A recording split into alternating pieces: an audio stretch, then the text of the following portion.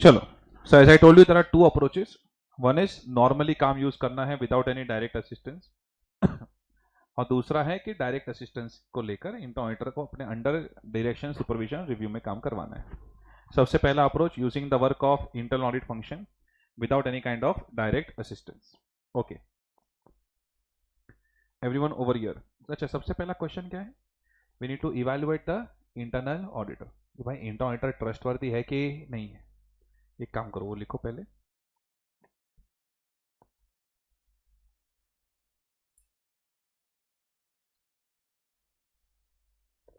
Evaluating internal auditor. Internal auditor पे मैं भरोसा करूँ नहीं करूँ, उसके लिए I need to evaluate OCA of the internal auditor. What is OCA? पहले तो ऑब्जेक्टिविटी, कि इंटरनल ऑडिटर अनबायस्ड अप्रोच रखता है कि नहीं रखता है. इंटरनल ऑडिटर विदाउट इन्फ्लुएंस काम करता है कि नहीं करता है. एंड इंटरनल ऑडिटर का स्टेटस क्या है ऑर्गेनाइजेशन के अंदर? समझो इंटरनल ऑडिटर को एकदम जूनियर पोजीशन देके रखा है, तो इसका मतलब तो इंटरनल ऑडिटर के ऊपर 10-10 मैनेजर्स होंगे. तो बेचारा इंटरनल ऑडिटर बहुत प्रेशर में आ जाएगा कि उसको अगर 10-10 बॉसेस को रिपोर्ट करना पड़ेगा, तो कोई भी कभी भी इन्फ्लुएंस कर सकता है उसको. थोड़ा एकदम सीनियर पोजीशन देके रखा हो इंटरनल ऑडिटर को, तो हमको भी अच्छा लगता है कि हाँ भाई चलो, इसकी कुछ अथॉरिटी है, चलती है इसकी कुछ. नेक्स्ट, उसका कंपिटेंस एंड कैपेबिलिटीज.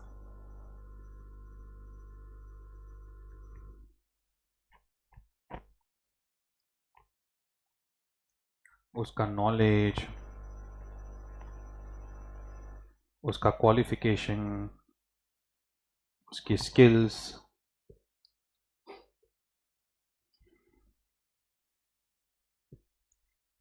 उसके पास इनफ रिसोर्सेज है कि नहीं है, ये सब चीज़ों का थोड़ा एनालिसिस करना पड़ेगा.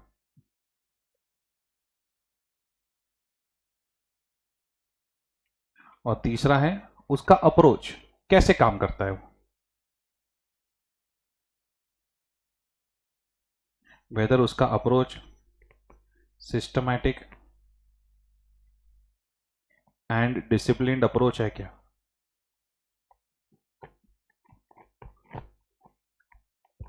अच्छा, जैसे अपने कैसे स्टैंडर्ड्स ऑन ऑडिटिंग होते हैं ऑडिट ऑफ फाइनेंशियल स्टेटमेंट्स के लिए, वैसे इंटरनल ऑडिटर के लिए होते हैं standards on internal auditing.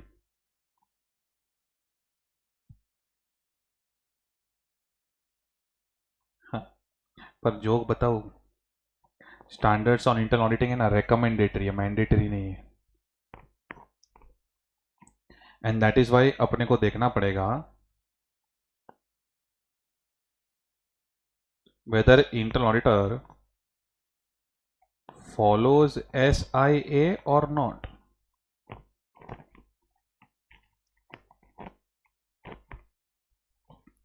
Weather internal auditor कुछ ऐसा ही वैसा ही कुछ फॉलो करता है कि नहीं करता है. बिकॉज खाली यहां पे लिख देना कहीं पे, SIAs are recommendatory, they are not mandatory.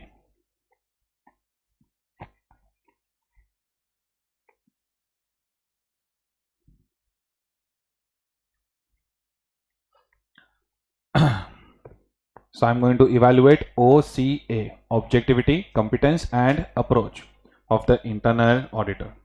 अगर if there is sufficient doubt over OCA,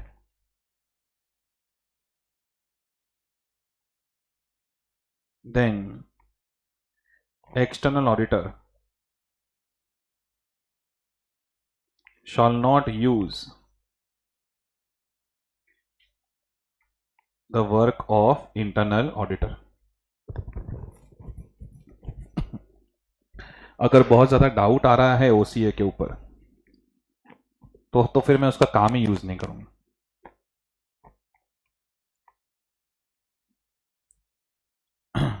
done. चल पॉइंट बाय पॉइंट जरा टेक्स्ट बुक से देखते हैं। SA610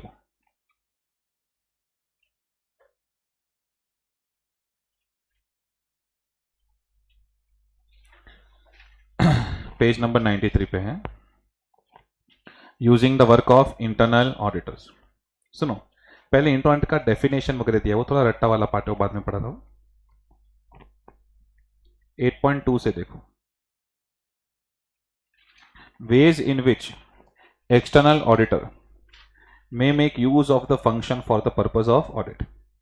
While the objectives of an entity's internal audit function and the external auditor differ, बराबर ना, दोनों का काम अलग अलग है, लेकिन इंटरनल ऑडिटर का फिर भी हमको काम यूज करने का मन क्यों कर रहा है? बिकॉज वो इंटरनल कंट्रोल्स चेक कर रहा है। तो अपने को लग रहा है वो काफी सारी रेलेवेंट चीजें कवर कर रहा है। अरे बार बार जो फंक्शन फंक्शन लिखा है मतलब इंटरनल ऑडिटर है। Internal auditor may perform procedures that are similar to those performed by external auditor in an audit of financial statements. If so, external auditor may make use of the internal auditor for the purpose of audit in one or more of the following ways.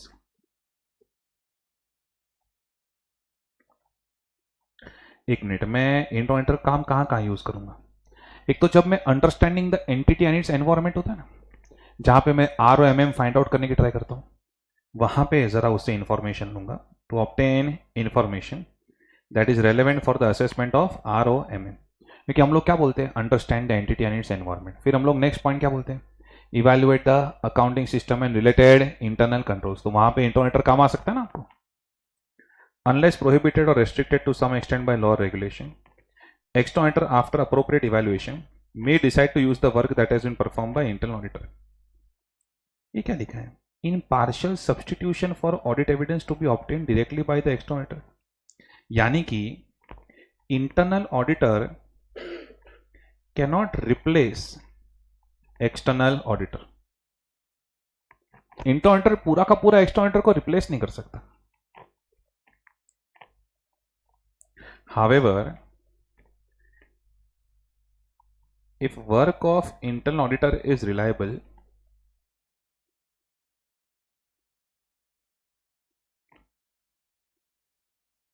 then it can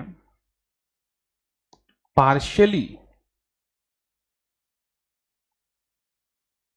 lower the extent of checking by external auditor. ध्यान से देखो क्या लिख रहे हो। However, if work of internal auditor is reliable, समझो internal auditor highly qualified है, experienced है, काम भी अच्छा करता है, ऑलराइट, और काम उसका रिलायबल भी है, तो एक्सटर्नल ऑडिटर का थोड़ा बहुत प्रेशर कम हो जाता है। अगर आज रिलायंस का ऑडिटर, इंटरनल ऑडिटर एकदम अच्छे से पूरा एक एक सिस्टम अच्छे से चेक कर रहा है और एक्सटर्नल ऑडिटर को पता चल गया कि ये बहुत अच्छा काम करता है, तो थोड़ा बहुत मेरा प्रेशर तो हल्का होगा ना। Are you getting my point? Look at this. तो क्या रे, एकदम मूर्ति की तरह बैठा है, हिल ही नहीं रहा है बिल्कुल भी। मेरे को लगा कुछ पैरालिसिस वगैरह हो गया। ऑलराइट, समझा ये क्या लिखा? If work of internal auditor is reliable, then it can partially lower the extent of checking by the external auditor. तो थोड़ा बहुत पार्शियल सब्सटीट्यूशन हो सकता है, लेकिन टोटल सब्सटीट्यूशन तो हो सकता नहीं। Unless prohibited or restricted to some extent by law regulation, external auditor may use internal auditors to perform audit procedures under direction, supervision and review of external auditor. ये मैंने बोला ना, अगर वो अग्री करता है तो हम इंटरनल ऑडिटर को हमारे अंडर काम करवा सकते हैं, और उसको हम लोग क्या बोलते हैं? Direct assistance. ऑलराइट, तो ये जो मैंने इंट्रोडक्शन दिया वो थोड़ा बहुत उन्होंने लिखा हुआ है, that's it. Scope of SA610। SA610 deals with external auditor's responsibilities while using the work of internal auditor. This includes using the work of internal audit function in obtaining, हम लोग क्यों यूज कर रहे हैं उसका काम? Because we want to obtain audit evidence. And दूसरा, या तो मैं डायरेक्टली उसको मेरे अंडर काम करवा सकता हूं टू प्रोवाइड डायरेक्ट असिस्टेंस। तो सर हमको ये सब रट्टा मारना है? नहीं, ये SA610 नोट्स में आ गया है।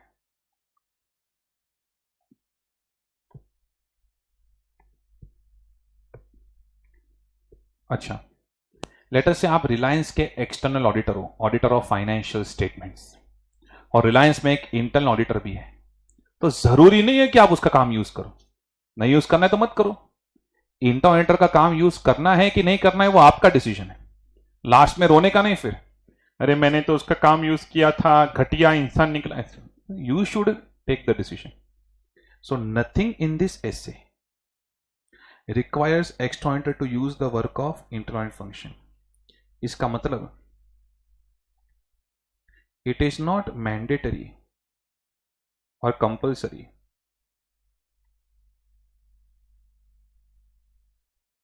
to use the work of internal auditor.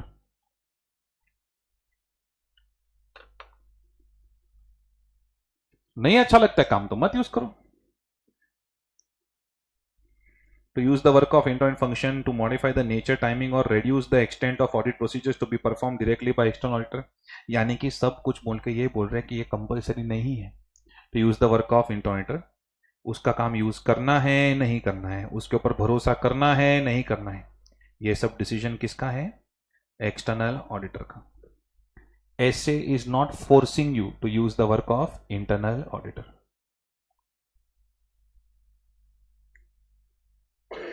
और ये तो मैंने भी आपको नोट लिखाया कि इंटरनल ऑडिटर क्या, किसी भी दूसरे इंसान का काम यूज करते हो ना, you should exercise reasonable scale, care and caution. You cannot blindly rely upon the work performed by others.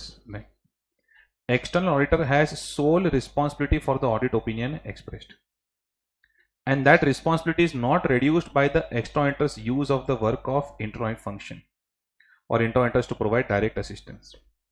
मतलब basically you cannot reduce your responsibility of expressing audit opinion by giving an excuse that you are using the work of internal auditor. वो दिखते हमारे जैसे हैं लेकिन है नहीं। ये देखो, although they may perform audit procedures similar to those performed by external auditor.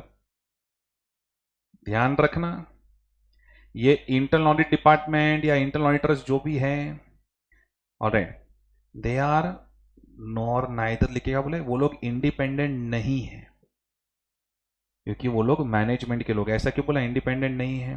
अरे because they can be an employ of the company. Alright, तो जब अगर वो लोग एम्प्लॉय रहेंगे तो इंडिपेंडेंट कैसे रहेंगे? समझो एम्प्लॉय नहीं है, समझो एक्सटर्नल है, फिर भी उनका वो लोग तो शेयर्स भी होल्ड कर सकते हैं, लोन भी ले सकते हैं, तो वो लोग इंडिपेंडेंट नहीं है। ये दो लाइन का मतलब क्या है? Internal auditors are less independent than external auditors. इसलिए ये सब लाइन अभी समझ में क्यों आ रही है? बिकॉज मैंने स्टार्टिंग में आपको इंटरनल ऑडिटर का इंट्रोडक्शन इसलिए तो दिया कि भाई ये एम्प्लॉय भी हो सकते हैं, कि भाई ये शेयर्स भी होल्ड कर सकते हैं, ये लोन भी ले सकते हैं, इनके रिलेटिव्स डायरेक्टर पोजीशन में भी हो सकते हैं।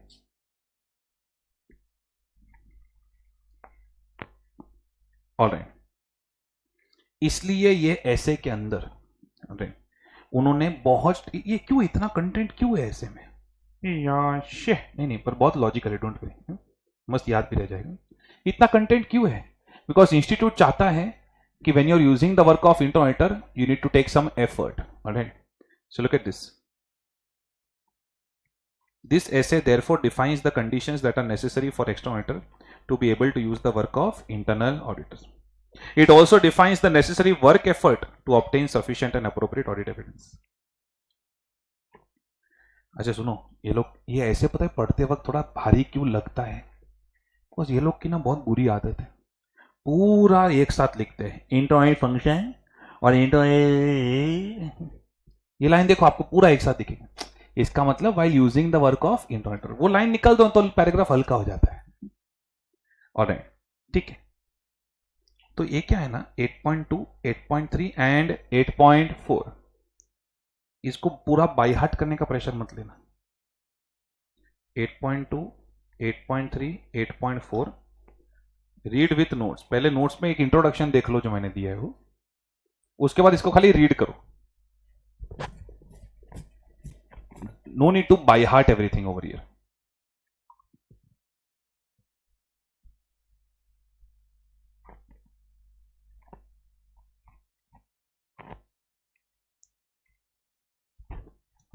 Alright, 8.5. Yes, this can be a brief answer for 3 marks. But tell me, ऐसे 610 में आपको क्या सीखने मिलता है? खाली टाइटल मत बोलना, पहले तो अप्रोच डिसाइड करना पड़ता है कि वेदर इंटरनेट फंक्शन का काम यूज करे या उसको डायरेक्ट असिस्टेंस में रखें। फिर 3 सवाल के जवाब सीखने मिलते हैं। Evaluating the internal auditor, second कौन से एरियाज में उसका काम यूज करूं, एंड थर्ड अगर वो काम करके आया है तो उसके काम पे भरोसा करूं कि नहीं करूं, इवेल्युएटिंग द एडिक्वेसी। बस तो वो जो मैंने लिखा है ना आपको, वही चीज यहां पे देखने मिलेगी।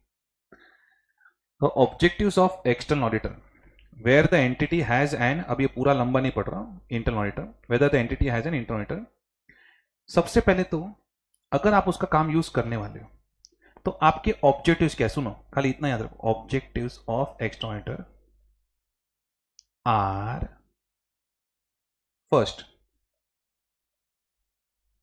पहले तो उसका काम यूज हो सकता है कि नहीं हो सकता। ये देखो तो, to determine whether the work of internal auditor can be used. इधर देखो, ये सबसे पहला सवाल है। अगर हो सकता है तो कौन से एरियाज में एंड टू व्हाट एक्सटेंट, ये दूसरा सवाल। देन चलो आपने डिसाइड कर लिया कौन से areas and to what extent उसका काम यूज करना है, और उसने काम सही से किया क्या, whether that work is adequate for the purpose of audit. और लास्ट में एक डायरेक्ट असिस्टेंस का लाइन दिया हुआ है उन्होंने, अगर डायरेक्ट असिस्टेंस में काम करने वाला है तो इंटरनल ऑडिटर का अपने को क्या करना पड़ेगा, DSR, direction supervision and review. मुझे डर क्या पता है, बच्चों को अगर मैं इसे हिंदी में बताऊं ना तो वो लोग बोल देंगे, करेक्ट, पर ये क्वेश्चन में चीज क्लिक होना जरूरी है। तो ये जो आपने सब डिसीजंस ली है, ऑलराइट, कौन से अप्रोच एंड 3 क्वेश्चंस, यही तो थे आपके ऑब्जेक्टिव्स ये ऐसे के अंदर। ये वाले ऐसे का यही तो पर्पस है कि वो आपको बताए कि 2 तरह के अप्रोच हैं और दोनों अप्रोच के अंदर 3 क्वेश्चंस हैं। Alright, so these are your objectives as per SA 610। कोई भी ऐसे का ऑब्जेक्टिव मींस वो ऐसे के अंदर क्या सीखने मिलता है,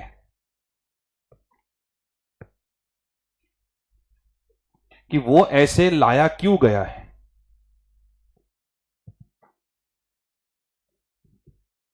अरे मैं क्लियर विद दिस, तो समझो मैंने यहां पे जो लिखा है वही आपने एक्सप्लेन कर दिया। शायद 1-2 लाइन उनके सजेस्ट आंसर से मिस हो जाएगा, बाकी सब तो टैली हो जाएगा, don't worry.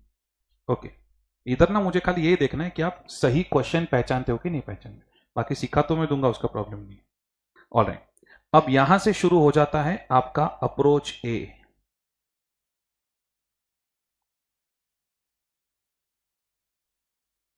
Using the work of internal auditor but without direct assistance.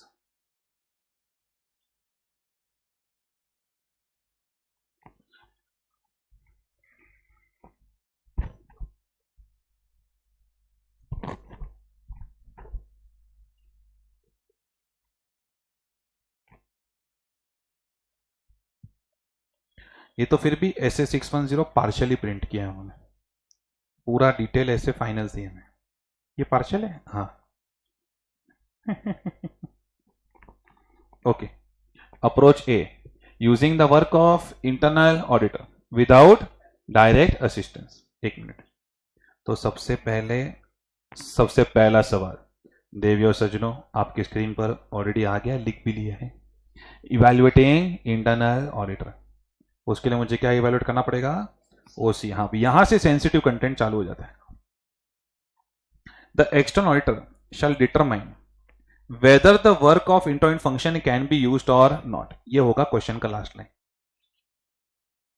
कि मैं इसका काम यूज करूं कि नहीं करूं, यानी इसके ऊपर मैं भरोसा करूं कि नहीं करूं, यानी इवैल्यूएटिंग द इंटरनल ऑडिटर। तो देखो क्या इवैल्यूएट करना पड़ेगा, मैंने बोला ऑब्जेक्टिविटी, कंपिटेंस एंड अप्रोच। तो इसलिए मैंने अप्रोच ए इधर इसलिए लिखा है ताकि नोट्स में जाके ढूंढने में इजी हो। सो ये अप्रोच ए का कौन सा पॉइंट है, फर्स्ट पॉइंट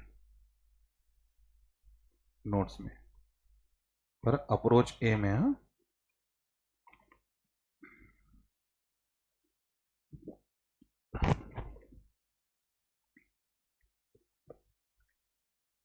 ठीक है, खाली ऐसा बोला determine whether the work of internal audit function can be used or not, तो ओसीए खाली लिख दिया, बात खत्म हो गई।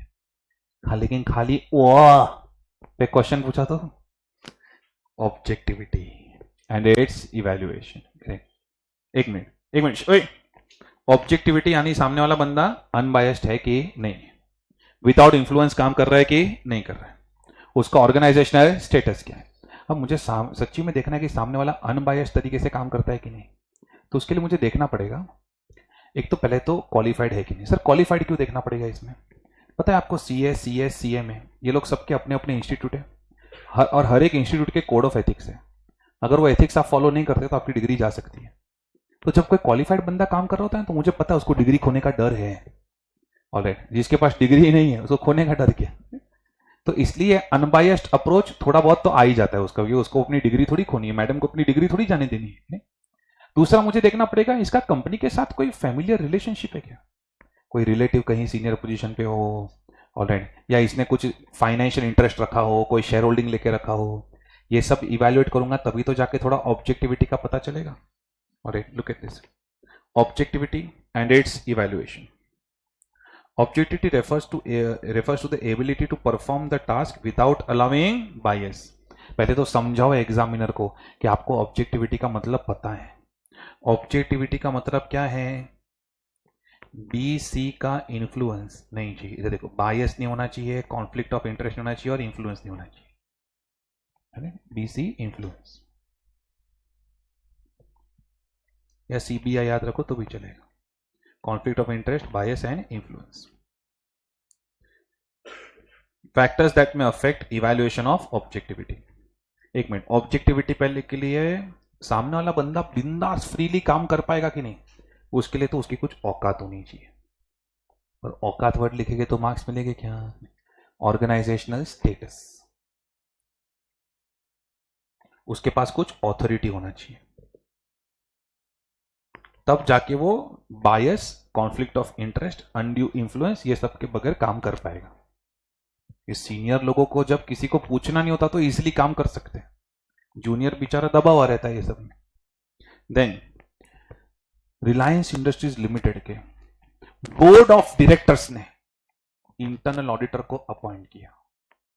मजा आता है सुन के कि भाई बोर्ड ऑफ डायरेक्टर्स जैसे तैसे को तो लेके नहीं आएंगे।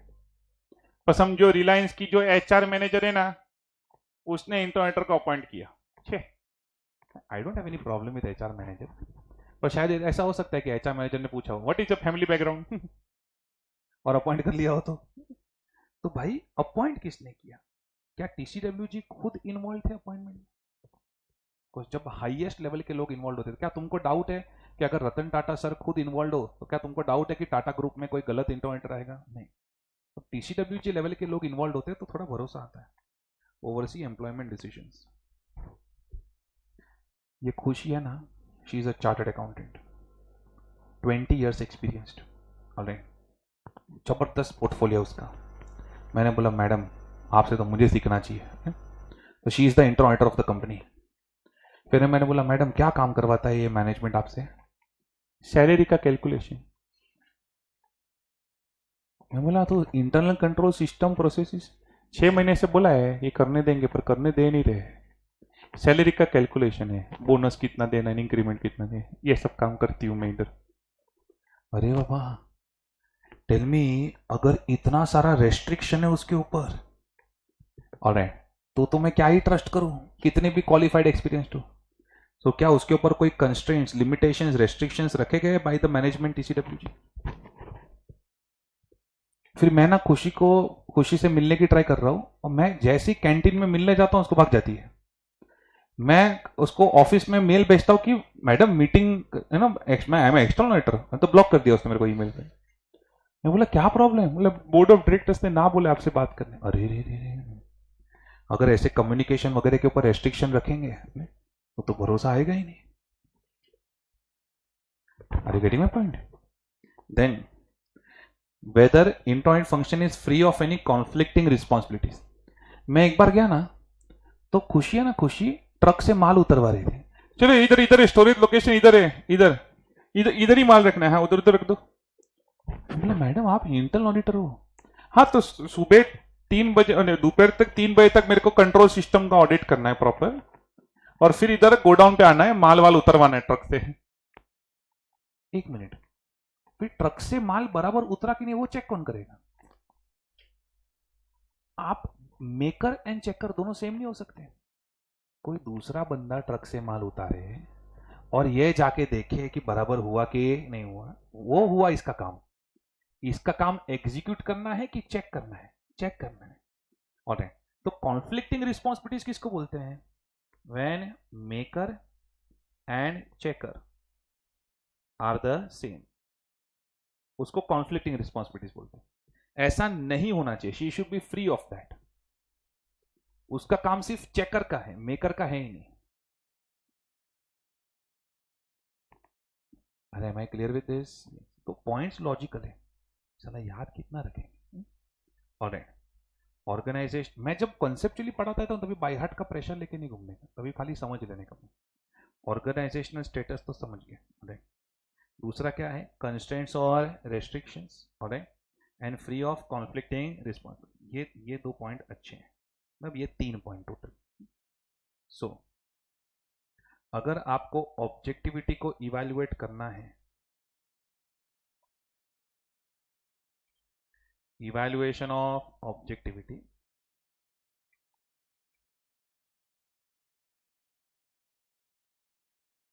then you need to evaluate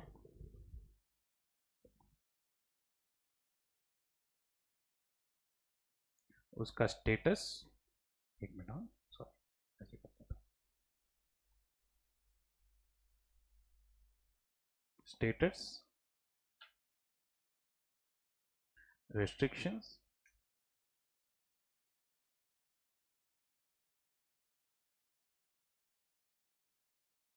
and conflicting responsibilities। Status में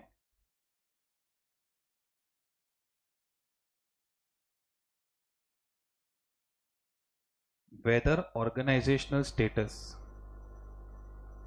and authority supports the objectivity, because जितनी ज्यादा सीनियर अथॉरिटी होगी इसके पास, उतनी ही फ्रीली काम कर पाएगी। Whether organisational status and authority supports the objectivity, then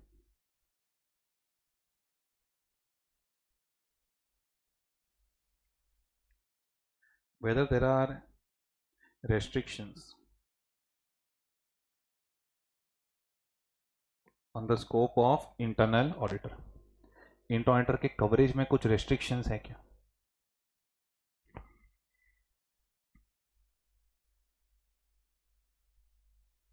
and weather internal auditor is free from conflicting responsibilities, whether internal auditor is free from conflicting responsibilities।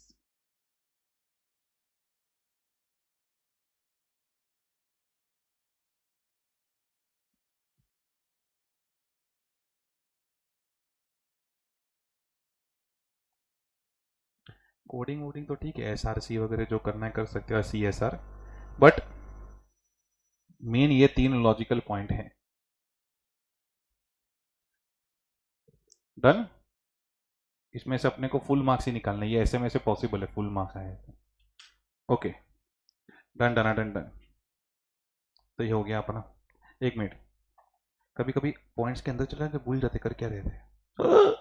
Evaluating the internal auditor, क्या क्या evaluate कर रहे थे? ओ सी ए, सी क्या था? Competence and capabilities. उसमें क्या evaluate करना है? नॉलेज, क्वालिफिकेशन, स्किल्स, रिसोर्सेज वगैरह। चलो देख लेते हैं। कॉम्पिटेंस एंड इट्स इवेल्युएशन, ये बहुत सिंपल है। नॉलेज है क्या? स्किल है क्या? रिसोर्सेज है क्या? Look at this. Factors that may affect external determination relation to competence include. Resources है क्या? हाँ, अगर खुशी एक प्रैक्टिसिंग सीए है पर समझो खाली प्रोपराइटर है, 2 आर्टिकल है उसके पास और रिलायंस की इंटरनल ऑडिट कर रही है, रिलायंस का आरबी ऑडिट नहीं कर पाएगी। रिसोर्सेज होने चाहिए related to the size of the entity and nature of its operations. Then ऐसा रास्ते से मैं किसी को भी उठा के लोग इंटरनल ऑडिटर रखते हैं कि कुछ सोच के इवेल्युएट करके फिर अपॉइंट करते हैं internal auditor. Whether established policies है क्या हायरिंग की, ये इनको ट्रेन किया जाता है कुछ कि नहीं किया जाता। फिर देखो इंटरनल ऑडिटर ने प्रज्ञेश सर के लेक्चर अटेंड की, लोग technical training and proficiency in auditing marketing. And tell me, क्या इंटरनल ऑडिटर को अकाउंट्स का नॉलेज होना जरूरी है? हाँ यस। हाँ, ह्यूमन बॉडी सिस्टम थोड़ी ऑडिट करना ही है, पूरा इंटरनल कंट्रोल सिस्टम ऑडिट करना है तो उसमें अकाउंट्स डिपार्टमेंट भी तो होता है। वेदर उसके पास रिक्वायर्ड नॉलेज है कि नहीं रिलेटेड टू फाइनेंशियल रिपोर्टिंग।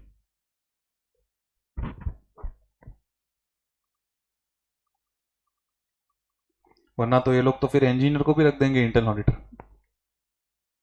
अरे डन एवरीवन, कुछ नहीं, ये बिल्कुल इंपॉर्टेंट नहीं, मतलब फेंकना फेंके हो तो भी चलेगा। रिसोर्सिस है कि नहीं, ट्रेंड है कि नहीं, कंपिटेंस है कि नहीं, और नॉलेज है कि नहीं, करेक्ट, तो बिंदास कर सकते हो, इसलिए इसका कोई अलग से नोट नहीं है। अप्रोच एंड इट्स इवैल्यूएशन, ये रीड वंस कैटेगरी है ये। अप्रोच एंड इट्स इवैल्यूएशन, ओए खुशी जो अप्रोच यूज कर रही है वेदर वो सिस्टमैटिक एंड डिसिप्लिन अप्रोच है कि नहीं। मैंने बोला खुशी आप जो वेंडर्स कस्टमर्स वगैरह होते हैं उनसे कुछ कंफर्मेशन वगैरह लेते हो सिस्टम का लेकर? हाँ लेते हो ना, व्हाट्सएप देखो पूरा व्हाट्सएप ऐसा है। मैं बोला ना कंफर्म ब्रो, उसने बोला ब्रो कंफर्म, ये देखो both the bros have confirm. Tell me, क्या ये सिस्टमैटिक एंड डिसिप्लिन अप्रोच हुआ? नहीं। तो इसका सिस्टमैटिक एंड डिसिप्लिन अप्रोच है कि नहीं? Planning, performing, supervising, reviewing, documenting, ऐसा कुछ करती है कि नहीं करती systematically? Alright. Factors that may affect external auditor's determination of whether internal function applies a systematic and disciplined approach. ये देखो कुछ डॉक्यूमेंटेड इंटरनल प्रोसीजर्स यूज करती है क्या, कुछ एकदम स्टैंडर्ड गाइडेंस, जैसे मैंने आपको एग्जांपल दिया ना SIA, standards on internal auditing, कि अपना घर का ही कुछ तो स्टैंडर्ड यूज करती है। फिर जैसे हम लोग जैसे ऑडिट में कैसे रिस्क असेसमेंट, फर्दर प्रोसीजर्स, ऐसा ऐसा कुछ करती है कि नहीं करती है? रिस्क असेसमेंट, हाँ, प्रोग्राम बनाने का, डॉक्यूमेंटेशन, रिपोर्टिंग। और ये इसके अंदर जो एम्प्लॉयज काम करते हैं ना, वो लोग सब लोग क्या करते हैं पता है? लाइन में कंप्यूटर कनेक्ट करके सब लोग क्रिकेट खेलते हैं। मैं बोला ये क्या है मैडम, आप कुछ ध्यान नहीं रखते? बोलते थोड़ा तो वर्क लाइफ बैलेंस होना चाहिए, मेंटली फ्री होना जरूरी है लोगों को। मैं बोला लेकिन ये पूरा दिन फ्री है, लुक एट दिस, कुछ क्वालिटी कंट्रोल पॉलिसीज प्रोसीजर्स है कि नहीं है? तो ये अप्रोच वाला इंग्लिश थोड़ा टफ था, इधर आओ। अप्रोच में अगर इवेल्युएशन करना है, ऑलराइट,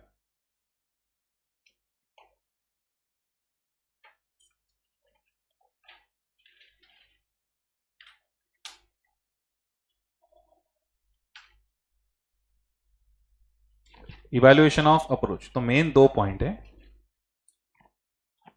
मुझे देखना पड़ेगा whether internal auditor is using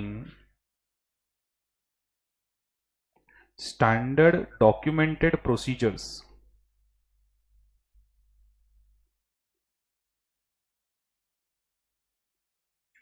such as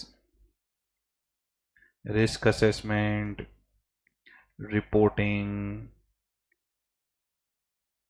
documentation, अपने सब अलग अलग चैप्टर के टाइटल ही है, एक्सेट्रा।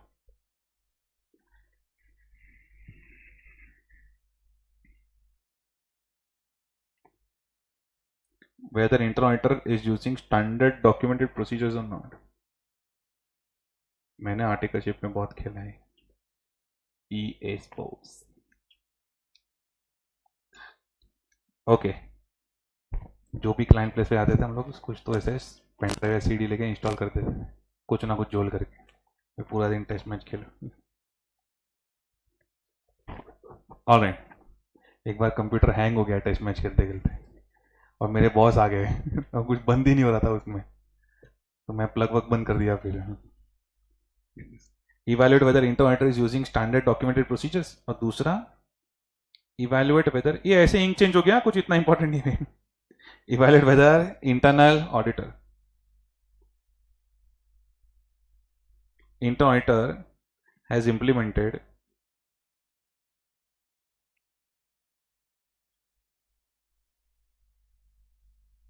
quality control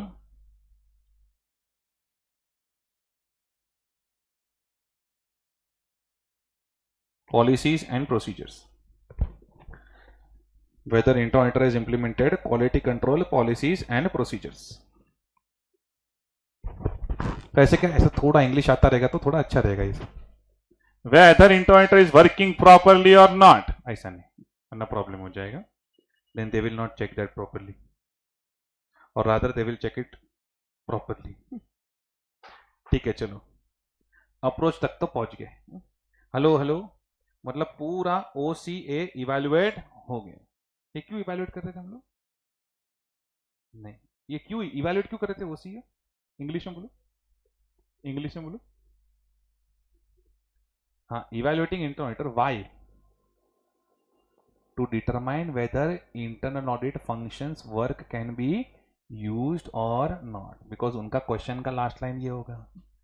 ये क्यों कर रहे थे हम लोग? व्हाई?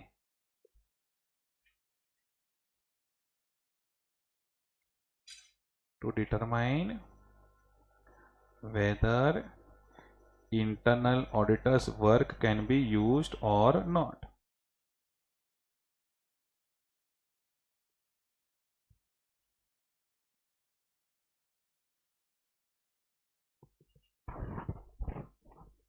खाली पढ़ते वक्त ना खुद से एक सवाल पूछो कि ये एग्जाम में पूछेंगे कैसे।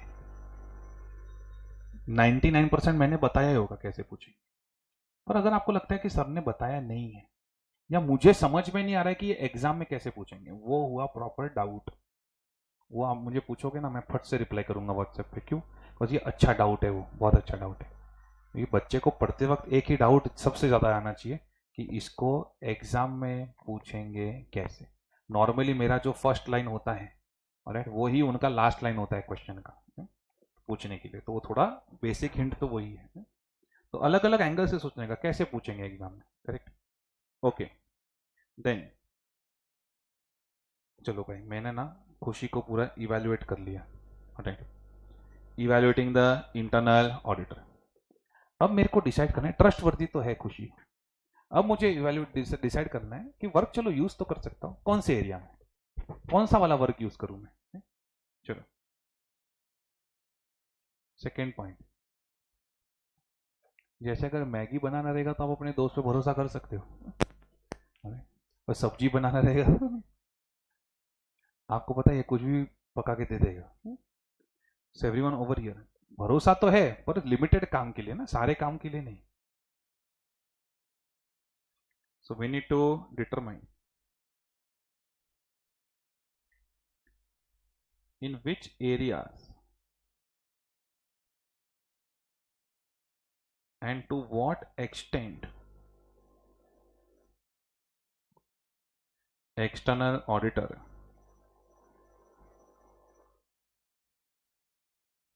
can use the work of internal auditor। दो चीज का जवाब देना है,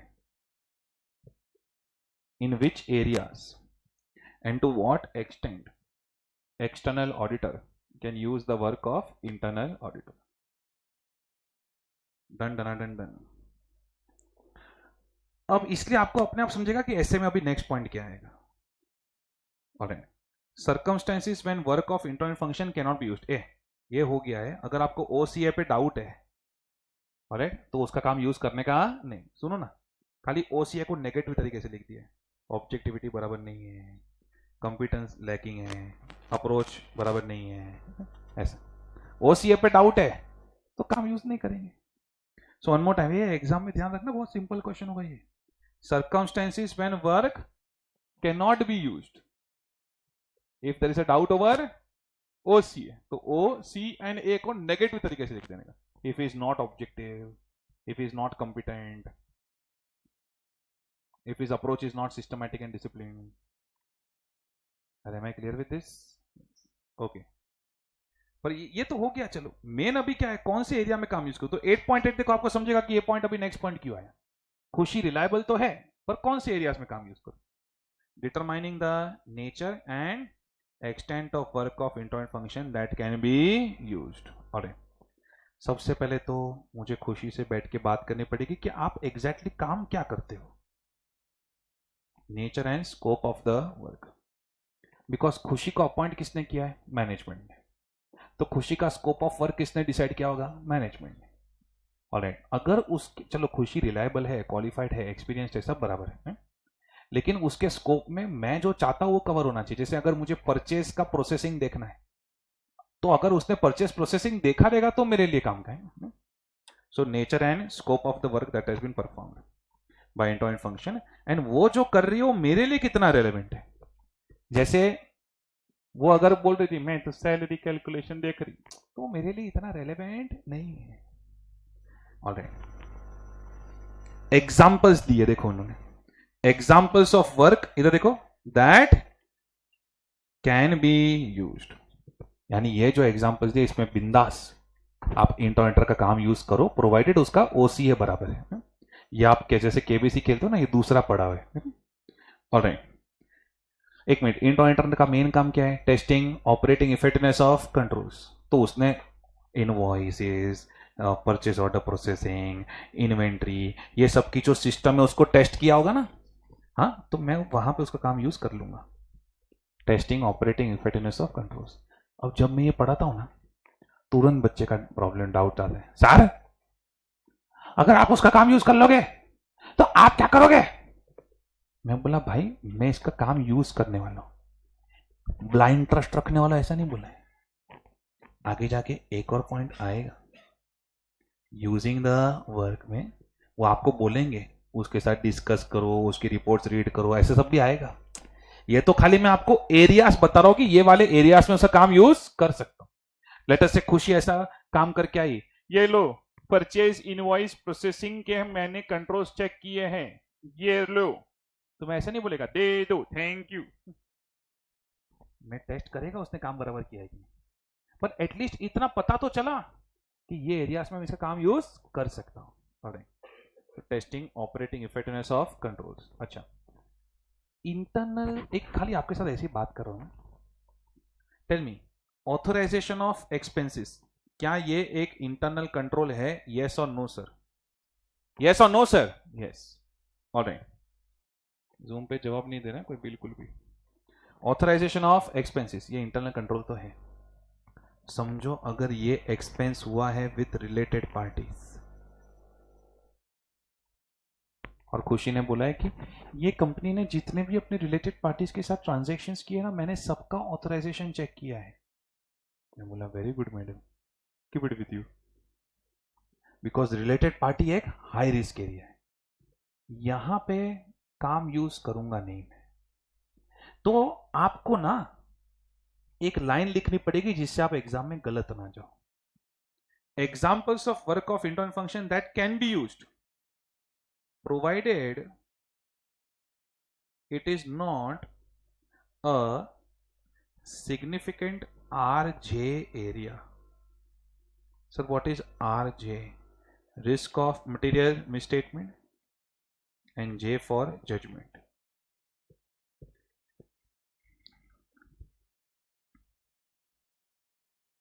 मैं इसका काम यूज करूंगा, लेकिन एक चीज तो क्लियर है भाई साहब, सिग्निफिकेंट रिस्क और सिग्निफिकेंट जजमेंट वाला एरिया रहेगा, वहां पे तो इसका काम यूज नहीं करूंगा, और अगर कर भी रहा हो तो ज्यादा भरोसा नहीं करूंगा।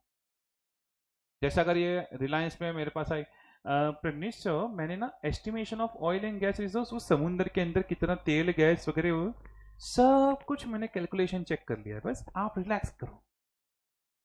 अरे भाई वो बहुत ही सिग्निफिकेंट जजमेंट एरिया है, मेरे को काम ही यूज नहीं करना है इसका।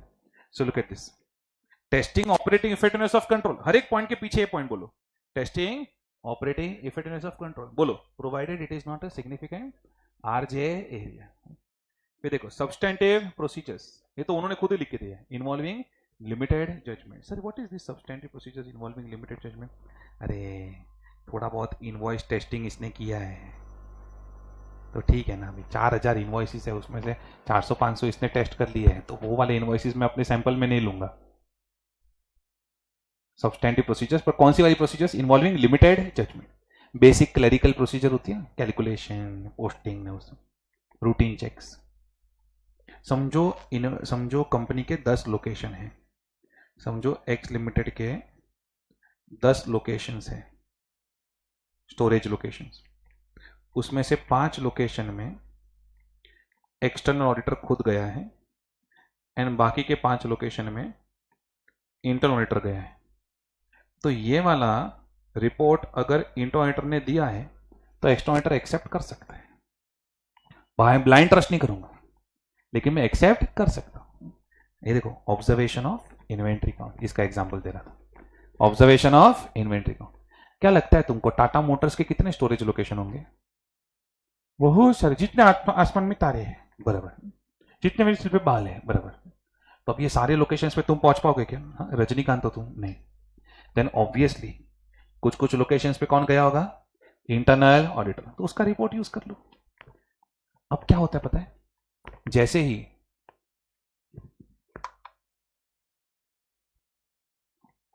ओके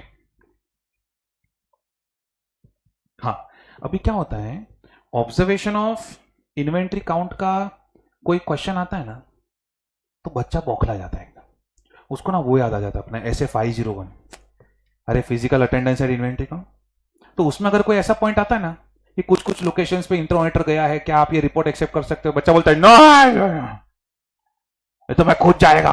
अरे अरे भाई, कुछ कुछ लोकेशन पे गया है, वो तो रिपोर्ट एक्सेप्ट हम कर सकते हैं। Are you getting my point? Yes or no sir?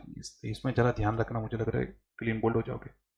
Okay, tracing transactions. Keshav थोड़ा कंसेप्ट पे ध्यान दे, वो सब बाद में, ठीक है? Tracing transactions through information system relevant to financial reporting. Sir ये क्या है? ए ट्रेसिंग मतलब, ये देखो, कोई इनवॉइस जो है वो लेजर तक गया, ऑलराइट, वो लेजर जो अकाउंटिंग सॉफ्टवेयर में है, ऑलराइट, इसको बोलते हैं ट्रेस करना कि कहां पे है ट्रांजैक्शन। एकदम क्लरिकल काम होता है, फर्स्ट ईयर आर्टिकल वाला। तो ऐसे काम अगर उसने किए हैं तो मैं वो रिपोर्ट एक्सेप्ट कर सकता हूं, अगेन ब्लाइंडली ट्रस्ट नहीं करूंगा, तो एटलीस्ट यहां पे उसका काम यूज तो कर सकता हूं। 5th पॉइंट नीचे आना चाहिए था। Testing of compliance with regulatory requirements. मेरे को एक बात बताओ, ये मैडम जो है, इन्होंने इनवॉइस टेस्टिंग करते वक्त जीएसटी पेमेंट का टेस्टिंग किया है, ऑलराइट। तो अभी अगर आप कोई बहुत बड़ी कंपनी टाटा मोटर्स वगैरह का ऑडिट कर रहे हो, तो एक एक जीएसटी थोड़ी आप चेक करते बैठोगे हर एक चीज का।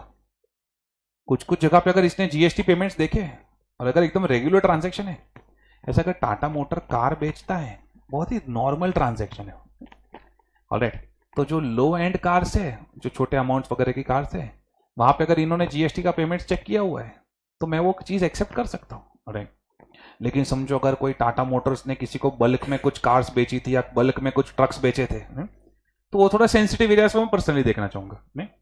तो ऐसे थोड़ा छोटा मोटा testing of compliance with regulatory requirements अगर इसने किया है तो I can accept it, alright. मुझे क्या डर लग रहा है पता है? फर्स्ट पॉइंट को छोड़ के बाकी सब पॉइंट में बच्चे बोलेंगे no no no no no, because बच्चों को क्या लगता है पता है? Internal auditor is equal to audit of internal controls, बाकी सब तो हम ही करते हैं भाई। अरे आप प्रैक्टिकल लाइफ पे जाओगे ना, आपको पता चलेगा इंटरनल ऑडिटर खाली ऐसा खाली सिस्टम चेक नहीं करता है, इतना नहीं है, वो थोड़े बहुत इनवॉइसेस भी चेक करता है, ऑलराइट, थोड़ा बैलेंस शीट पीएनएल का रिव्यू भी करता है, ट्रायल बैलेंस वगैरह भी देखता है, ऑलराइट। भले उसका मेन काम नहीं है लेकिन करता है। देन ऐसे जीएसटी पेमेंट्स वगैरह जितने भी कंपनी के रेगुलेटरी पेमेंट्स है वो सब भी वो देखता है, बिकॉज वो सब का भी तो सिस्टम होता है ना। तो इन शॉर्ट ज्यादा दिमाग लगाना मत। 1 2 3 4 5, अरे कौन से पॉइंट्स है? एक है कंट्रोल टेस्टिंग, दूसरा है सब्सटेंटिव प्रोसीजर्स, तीसरा है इन्वेंट्री ऑब्जर्वेशन, चौथा है ट्रेसिंग ट्रांजैक्शंस, एंड पांचवा है कंप्लायंस विद रेगुलेटरी रिक्वायरमेंट्स। बोलो, control testing, substantive procedures, inventory observation, tracing transaction और and compliance with regulatory requirements. वो ठीक है, कोड वर्ड वगैरह जो करना है करो आप. ऑलराइट, पर ये 5 एरियाज जो है, ये 5 एरियाज में मगजमारी नहीं चाहिए, हम यूज कर सकते हैं काम, provided it is not a significant RJ area. Significant risk या सिग्निफिकेंट जजमेंट वाला एरिया रहेगा तो वहां पे उसका काम यूज नहीं करूंगा. Am I clear with this? वो भी वो लोग बता रहे, देखो, circumstances in which external shall plan to use less of the work of internal function and perform more of the work directly. ऐसे कौन से एरियाज में जब जहां पे आप कम काम यूज करोगे उनका and more of the work directly करोगे. अरे द एक्स्ट्रा ऑडिटर शैल, ये देखो मैं क्या बोल रहा, आ गया ना, सिग्निफिकेंट जजमेंट. सिग्निफिकेंट आरजे को तो छोड़ेंगे नहीं. Extra auditor shall make all significant judgements in the audit. और बोलते हैं खाली फुकट का काम यूज नहीं करने का उनका. Look at, prevent undue use of the work of internal function. पर कौन सी, कब, कौन से एरियाज में? लुक एट दिस, इधर देखो, फिर उन्होंने क्या किया है, इफ करके लिस्ट दिया है. ए, मोर जजमेंट इज इनवर्ड. जहां पे जजमेंट ज्यादा है वहां पे इंटरऑडिटर का काम यूज करेंगे नहीं. जैसे कि इंटरऑडिटर, खुशी आपको क्या लग रहा है कौन सी आइटम्स मटेरियल है इधर? ऑलराइट, कोई भी 5 आइटम सिलेक्ट करो. तो उसने बोला ये वाली 5 मुझे इंपॉर्टेंट लग रही है. मैं बोला बस आपको इंपॉर्टेंट लग रही है ना, डन, फिनिश, नाउ नो मोर. अरे ये सब चीज इन पे छोड़ दूं मैं? चलो कहते ऑडिट प्रोसीजर्स को प्लान एंड परफॉर्म करना, कोई भी एविडेंस को इवेल्युएट करना, ओपिनियन फॉर्म करना, ये सब ये करेंगे तो मैं क्या फिर जॉब छोड़ दूं? ये देखो, wrong higher assessed wrong, significant wrong.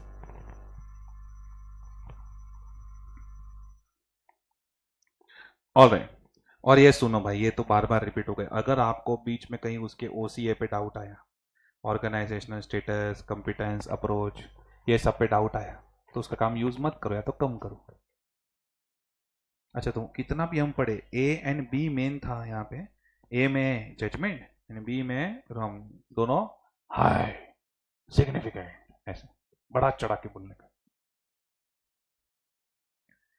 Done everyone? Yes. चलो, अब मैंने डिसाइड कर लिया है कि ये वाले 5 एरियाज, जो ये बहुत ज्यादा एमसीक्यू फेवरेट होगा, ये वाले 5 एरियाज में मैं इसका काम यूज कर सकता हूं, provided it is not a significant आरजी एरिया. अब मैं इसका काम यूज कैसे करूं?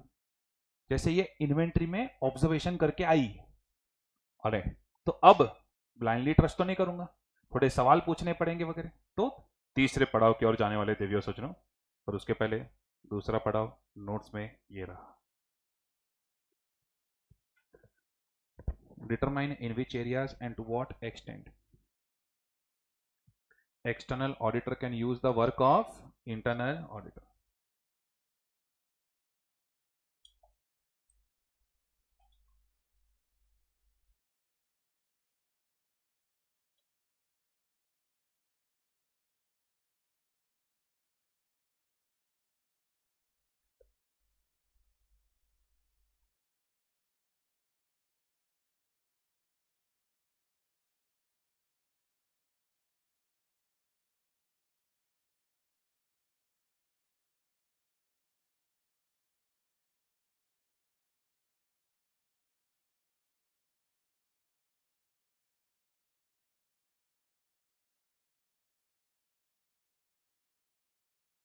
एक, areas in which work can be used. दूसरा, circumstances under which either external auditor shall not use or use less of the work of internal auditor.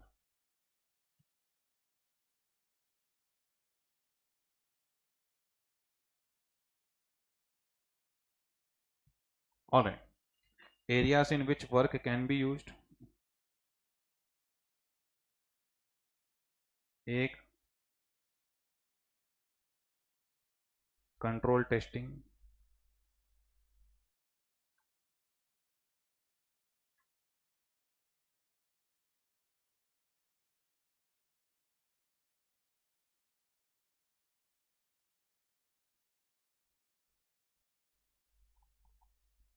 दूसरा, substantive procedures with limited judgment,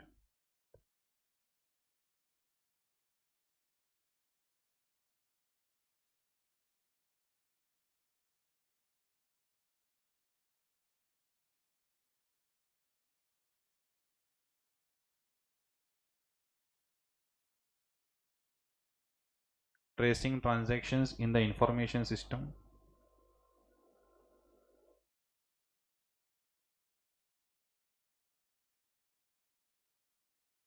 inventory observation या inventory count,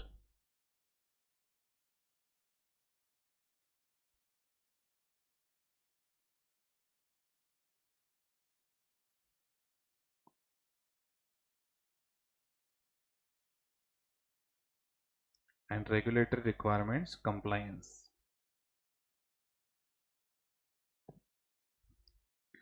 Regulatory requirements compliance.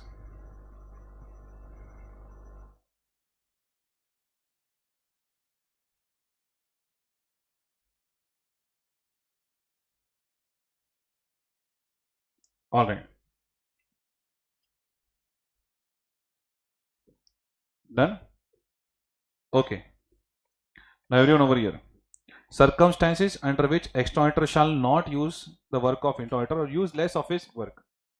What are those circumstances? एक, if it is a significant RJ area, R for risk of material misstatement, J for judgment involved.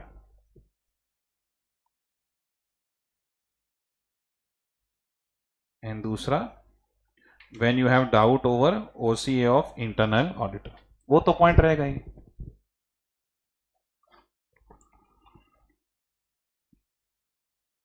When you have doubt over OCA of internal auditor.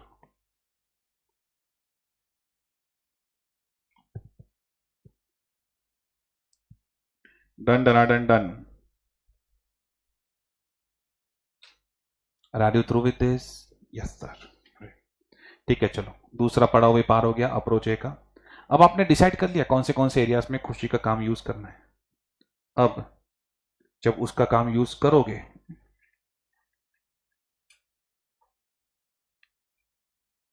using the work of internal auditor, main I am going to evaluate the adequacy of the work performed.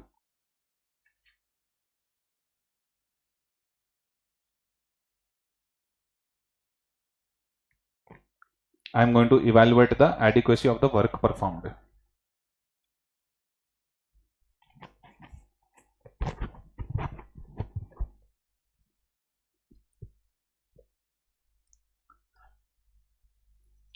तुम लोग को क्या लगता है, ऐसा direct and में decide होता है क्या? अच्छा खुशी, तू वो 4 लोकेशन पे जाके आई क्या? अच्छा देना रिपोर्ट देना मेरे को प्लीज, हम लोग नहीं जा पाए प्लीज. ऐसे थोड़ी होता है. प्लानिंग स्टेज से शुरू हो जाता है कोऑर्डिनेशन. ये खुशी, ये 15 लोकेशन, ये 5 लोकेशन पे आप जाओगे क्या? मैं रिक्वेस्ट ही कर सकता हूँ. डायरेक्ट असिस्टेंस वाला अप्रोच तो नहीं है. अगर अप्रोच बी होता डायरेक्ट असिस्टेंस, तो बोलता खुशी गो छू खुशी, ऐसे ऐसे तो कर नहीं सकता. अप्रोच ए ही है, इसमें डायरेक्ट असिस्टेंस वाला तो अप्रोच नहीं है, तो मैं रिक्वेस्ट कर सकता हूँ. Nature, timing, extent of procedures, ये सब प्लानिंग स्टेज से शुरू हो जाता है. But we can just discuss and request. I can not direct her. तो यहाँ पे थोड़ा इंग्लिश लिखने में ध्यान रखना पड़ता है. Look at this.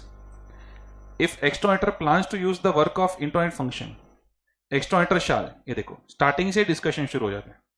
Discuss the planned use of its work with the function as a basis for coordinating. फिर मैं क्या करूंगा, उनकी रिपोर्ट्स को रीड करूंगा ताकि मुझे पता चले वो उन्होंने क्या काम किया हुआ है. उनकी फाइंडिंग, रिपोर्ट रीड करके क्या पता चलेगा? आज का तापमान नहीं. ऑब्वियसली उनकी प्रोसीजर्स और उनकी फाइंडिंग्स. थोड़ा इंग्लिश ऐसे बनाने को आना चाहिए कि रिपोर्ट के अंदर क्या है. पुलिस का एफआईआर तो नहीं है, उसने जो काम किया वो है. तो रिपोर्ट के अंदर क्या देखने मिलेगा? What were the procedures performed, what kind of evidence she has obtained. Then मुझे डिटरमाइन करना पड़ेगा वेदर उसका काम एडिक्वेट है कि नहीं. ऑलराइट, वेट, मतलब मैं उसके साथ पहले डिस्कस करूंगा, उसकी रिपोर्ट्स को रीड करूंगा, एंड देन क्या इवैल्यूएट करूंगा मैं? एडिक्वेसी। कोड वर्ड बनाने के लिए नहीं, मैं ऐसे बना दूं डर बैठना चाहिए, डर देखो डर, पर ये एडिक्वेसी बीच में आ जाएगा, नहीं चलेगा। पहले डिस्कस करूंगा, फिर रिपोर्ट्स रीड करूंगा, फिर लास्ट में उसकी एडिक्वेसी को मैं इवैल्यूएट करूंगा। और सुनो, डिस्कस करते वक्त क्या डिस्कस करूंगा? डिस्कस करते वक्त क्या डिस्कस करूंगा? और खुशी क्या कहना है आपका ये मोदी सरकार नहीं ना? Nature, timing, extend. खुशी आप क्या करने वाले हो, किधर जाने वाले हो, कितना डेप्थ में ऑडिट करने वाले हो, आपका टाइमिंग क्या होगा, आप क्वार्टरली विजिट्स पे जाने वाले हो कि ईयर एंड पे जाने वाले हो, और आपका मटेरियलिटी लेवल क्या है, आपके हिसाब से कौन सी चीज मटेरियल है इमटेरियल है, भले मैं मान नहीं लूंगा पर उससे साथ बात तो कर लो कि उसका क्या थिंकिंग है। देन आप सैंपल कैसे सिलेक्ट करते हो, आप डॉक्यूमेंटेशन कैसे करते हो, आप रिपोर्ट कैसे बनाते हो। तो हम लोग ऑडिट में जो करते हैं वही सब डिस्कस करेंगे। ये तो मजा आ गया, देखो आपको तो मजा आएगा। एनटी को 3 पॉइंट में बांट दिया इन्होंने, नेचर, टाइमिंग है, एक्सटेंड, जो नॉर्मली 1 पॉइंट होता है। नेचर, टाइमिंग, एक्सटेंड, मटेरियलिटी क्या है, सैंपल क्या है, और एंड रिपोर्ट क्या बनाते हो, कैसे बनाते हो, डॉक्यूमेंटेशन कैसे करते हो। एक ऑडिटर दूसरे ऑडिटर से और क्या बात करेगा कि जोमेटो में डिस्काउंट है कि नहीं। Alright, done everyone? यस। अच्छा, हम दोनों को कोऑर्डिनेशन भी तो करना पड़ेगा। कोऑर्डिनेशन कैसे करेंगे? इसके लिए जो इंपॉर्टेंट है वो मैं इसको बताऊंगा, मेरे लिए जो इंपॉर्टेंट है वो मेरे को इन्फॉर्म करेगी। डिस्कस करते रहने का कोऑर्डिनेशन, और क्या? डिस्कशन होने चाहिए भाई एट अप्रोप्रिएट इंटरवल्स। ये देखो, एक्सट्रोनेटर इन्फॉर्म्स द इंटरनेटर सिग्निफिकेंट मैटर्स। फिर देखना, okay, external auditor is informed of significant matters by the internal auditor. यानी मैं उसको इन्फॉर्म करूं, वो मेरे को इन्फॉर्म करे, हम डिस्कशन करते रहे, ऐसे कोऑर्डिनेशन चलता जाएगा, दोनों मिलके क्लाइंट को लूटने का। Done everyone? यस। ऑलराइट, सो मैं ये एरियाज में इसका काम यूज करने वाला हूं, लेकिन ब्लाइंड ट्रस्ट करूंगा नहीं। इन दैट केस सबसे पहले तो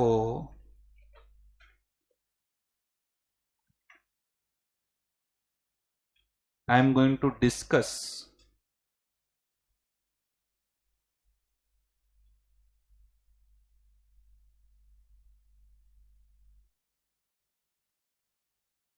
I am going to discuss कि मैडम ये एरियाज में मुझे आपका काम यूज करना है, the plan use of the work with internal auditor. और ये डिस्कशन करते वक्त मैंने क्या क्या डिस्कशन किए? What is the NTE of your procedures, what is your materiality, and how do you select the sample?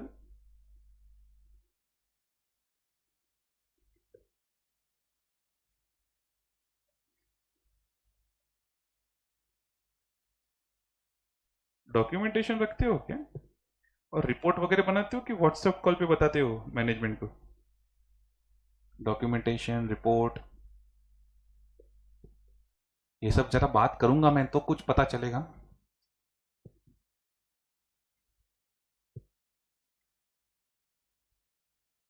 वरना पता चला मेरे को ये खुशी बोलती है कि आई वेंट टू 120 लोकेशन में। बोला कैसे? जूम पे 120 लोकेशन कैमरा डायरेक्ट एक्सेस किया मैंने। मैं बोला अरे यार चीटर मेरे से। सेकेंड, चलो मैंने उसका plan use of the work discuss कर लिया। खुशी ने लास्ट में क्या बनाया होगा? मिकी माउस की रिपोर्ट। रिपोर्ट अरे तो उसको रीड करेगा।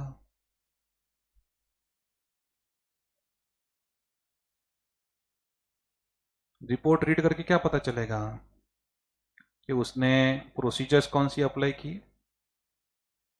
जो बात हुआ था वही किया कि नहीं किया, उसकी फाइंडिंग्स क्या है, ये सब पता चलेगा रिपोर्ट रीड करके।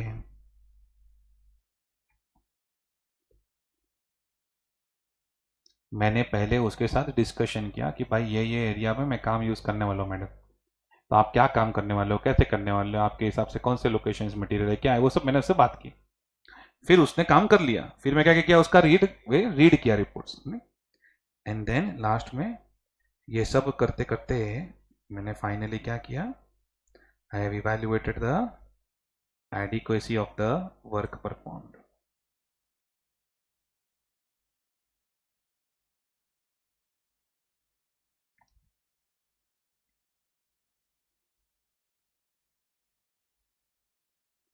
I have evaluated the adequacy of the work performed. Sir ये लास्ट लाइन होगा क्वेश्चन का, how will you evaluate the adequacy of the work perform, तो बोलने का पहले मैं उसके साथ डिस्कस करूंगा plan use of the work, उसके रिपोर्ट्स को रीड करूंगा, ये सब करते करते I will evaluate the adequacy of the work performed. एक चीज जो बहुत इंपॉर्टेंट है, बेयर ऐसे में जो यहाँ पे लाइन नहीं लिखी है वो बताना जरूरी है, कि अगर इसने समझो 1000 परचेस इनवॉइसेस में से 200 टेस्ट किए, तो भले वो 200 का मेरा टेंशन कम हो जाएगा, पर एटलीस्ट उसने जो टेस्टिंग किया ना उसमें से 10-20 मुझे भी चेक कर लेना चाहिए कि काम बराबर किया तो है ना। और जैसे अगर आपको बोला रहता है मैंने कि चलो एक गिफ्ट पैकिंग करो, और आपने 100 गिफ्ट पैक किए, तो एक दो खोल के देख लूंगा कि जैसे बोला था वैसे ही पैक किया ना। Are you getting my point? इसको बोलते हैं रीपरफॉर्मेंस। क्या बोलते हैं? रीपरफॉर्मेंस। तो ये एडिक्वेसी इवैल्यूएट ऐसे ही नहीं होती है। External auditor reperforms some of the work done by internal auditor। ऐसी ही नहीं इवैल्यूएट होती है एडिक्वेसी कि वाह मैडम क्या बढ़िया रिपोर्ट बनाया, वाह वाह वाह वाह। External auditor reperforms some of the work done by internal auditor। एक लाइन लिखना थोड़ा सा अच्छा लगेगा, उसके बाद मैं फाइनली ट्रस्ट करता हूं। ओके, कोऑर्डिनेशन वाला नोट नहीं लिखा मैंने भाई। कोऑर्डिनेशन दो लोगों के बीच में भी कोऑर्डिनेशन डिस्कशन करके बढ़ता है। I will inform you about important matters, you inform me about important matters. बिंदास फेंकने का उसमें। ऑलराइट, 4-5 पॉइंट लिख के मत आना, कोऑर्डिनेशन में 3 ही है। ओके, देखो तो आप, मैं बोल रहा हूं इसलिए नहीं, आपको फील होना चाहिए कि अप्रोच ए खत्म हो गया। ऑलराइट, 3 सवाल थे, तीनों सवाल के जवाब मिल गए। Approach A is over. अब कौन सा अप्रोच है? Approach B. पर फॉर्चुनेटली वो बहुत शॉर्ट में दिया है आपको। Look at this, approach B. Approach B क्या था? ए के बाद था सर। नहीं नहीं, डायरेक्ट असिस्टेंस। उसमें ना यूजिंग द वर्क ऑफ इंटरनेटर नहीं लिखने का, इंग्लिश गलत हो जाएगी। इसने काम किया फिर मैं यूज करो ऐसा नहीं है, मैं इसको डायरेक्ट करने वाला हूं। तो इसका इंग्लिश ऐसा है, using internal auditor to provide direct assistance to the external auditor।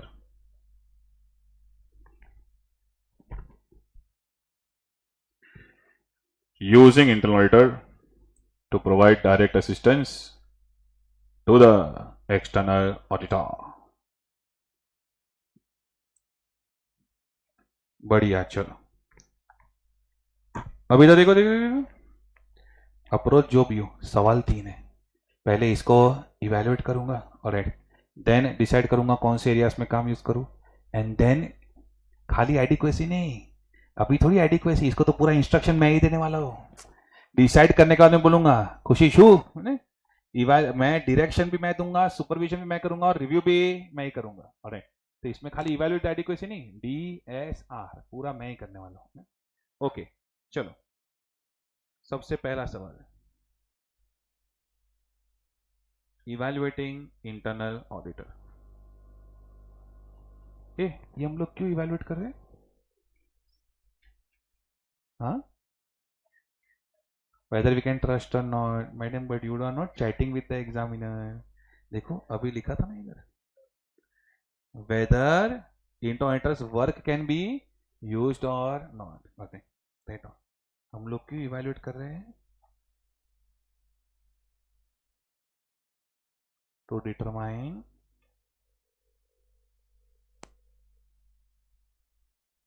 whether the work of internal auditor can be used or not.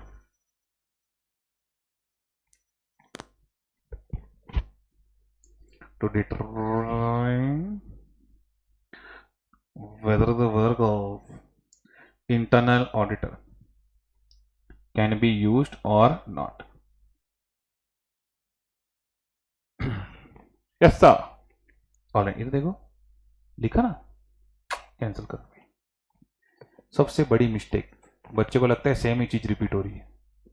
इधर मैं सिर्फ ये डिसाइड नहीं करने वाला हूं इसका काम मैं यूज करूं कि नहीं, मैं ये डिसाइड करने वाला हूं कि इसको मेरे अंडर डायरेक्शन सुपरविजन रिव्यू में रखूं कि नहीं।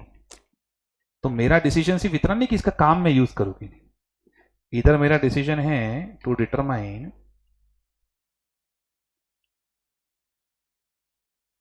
whether internal auditor can be used to provide direct assistance to the external auditor.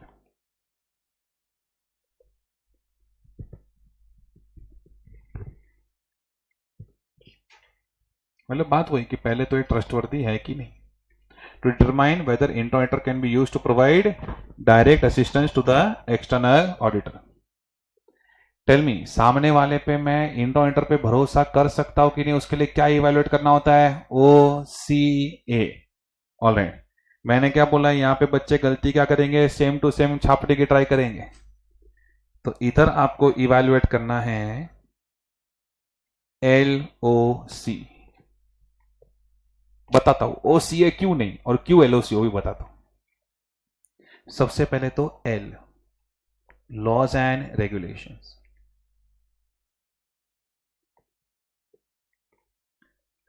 समझो आप गवर्नमेंट ऑडिट कर रहे हो और controller and auditor general of India ने क्लियरली बोला है कि ये जो 10 एरिया है ना, उसमें ना तू पर्सनली काम करने का, किसी और का काम यूज करने का नहीं, वरना प्रॉब्लम हो जाएगा। सो अगर लॉज एंड रेगुलेशंस ने स्पेसिफिकली कुछ प्रोहिबिशन दी है तो वो एरियाज में काम यूज नहीं करेंगे ना, वो एरियाज में। ऑलराइट, अच्छा काफी बार CAG क्या बोलते हैं पता है? इंटरनल ऑडिटर को यूज ही नहीं करना है, पूरे ऑडिट में तू पर्सनली इन्वॉल्व रहेगा। तो फिर तो मैं कोई मैडम का काम यूज ही नहीं कर सकता, इवन तो she may be qualified, still I can not use the work. So laws and regulations, we need to check whether there is any prohibition.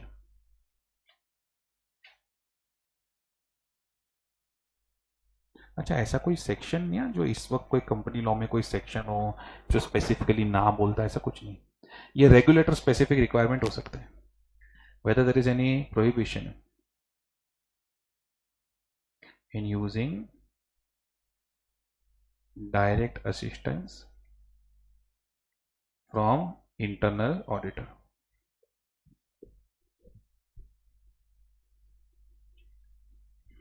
Whether there is any prohibition in using direct assistance from internal auditor. दूसरा, ओ ये same है, objectivity, same as discussed earlier.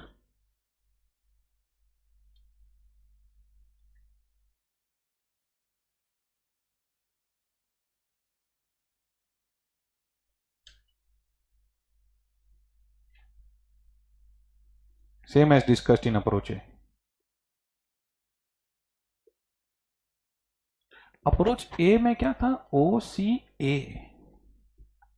A for approach. Approach word कैसे उड़ गया इधर? Tell me, ये वाला जो डायरेक्ट असिस्टेंस वाला अरेंजमेंट है उसमें तो मैं उसको DSR करने वाला हूं ना।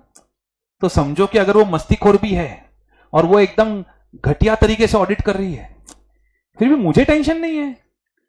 अच्छा, उसका क्वालिफिकेशन होना चाहिए, बिकॉज वो मैं डिग्री उसको लाके नहीं दे सकता।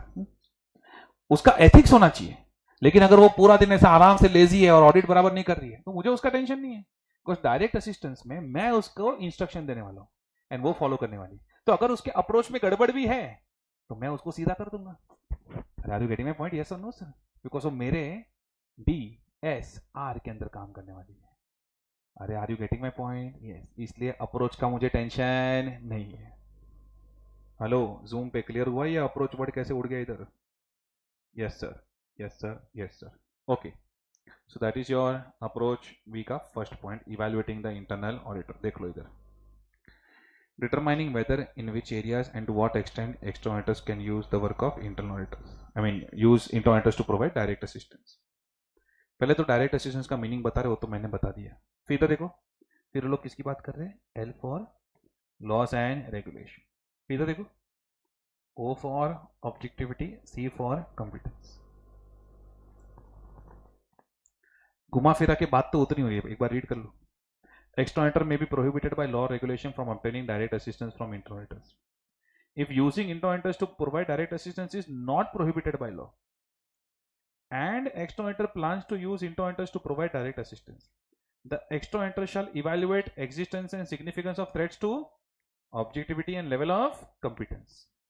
And अगर objectivity and competence पे doubt है तो फिर उसको use करने का नहीं। Shall not use internal auditor if there is a doubt over objectivity and competence. लेकिन छोटा मोटा डाउट नहीं है, if there are significant threats. Sir significant threats का एग्जांपल दो ना। Internal auditor is holding ESOPs in the company. What is ESOPs? ये ESOP क्या है? Employ stock option. हेलो, हाँ ESOP पता है ना क्या? एम्प्लॉय को बोला जाता है कि 5 साल इधर रहोगे तो 10% शेयर मिलेगा वगैरह। फुल फॉर्म नहीं पता था, बाकी ऐसा पता था। हाँ, अगर इंटर ESOPs होल्ड कर रहा है तो क्या वो कभी भी कंपनी के अगेंस्ट जाएगा? नहीं। तो ये हो गया सिग्निफिकेंट थ्रेट्स टू ऑब्जेक्टिविटी, तो मैं उसका डायरेक्ट असिस्टेंस के लिए यूज ही नहीं करूंगा। अरे दूरी बना के रखूंगा। Are you done everyone? Yes sir. Alright. Then external auditor shall not use internal auditors to provide direct assistance to perform procedures that, सुनो भाई, पहला पढ़ाओ तो पार हो गया। अरे इधर जल्दी जल्दी हो गया, इसलिए हुआ बिकॉज बेवड़े ऑब्जेक्टिविटी कंपिटेंस वो सब पहले हम लोग डिस्कस कर चुके हैं। ओके, पहला पड़ाव पार हो गया। दूसरा पड़ाव क्या है? दूसरा क्वेश्चन क्या है? ये ट्रस्टवर्दी तो है अभी। हाँ, कौन से एरियाज में काम यूज कर, इंग्लिश बोलो। डिटरमाइन है ना, which areas and to what extent we can use the work of, we can use internal auditors to provide direct assistance. थोड़ा इंग्लिश तो चेंज करोगे, एग्जैक्ट छापोगे क्या? और इतना तो मुंबई यूनिवर्सिटी के पेपर में भी ध्यान रखते हो तुम। Optimal utilisation resources, resources can be optimally utilised. Efficient and effective utilisation of resources. थोड़ा तो इज्जत करो। Determine in which areas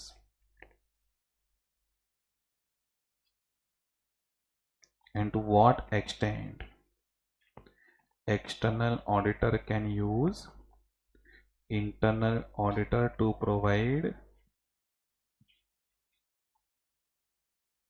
direct assistance।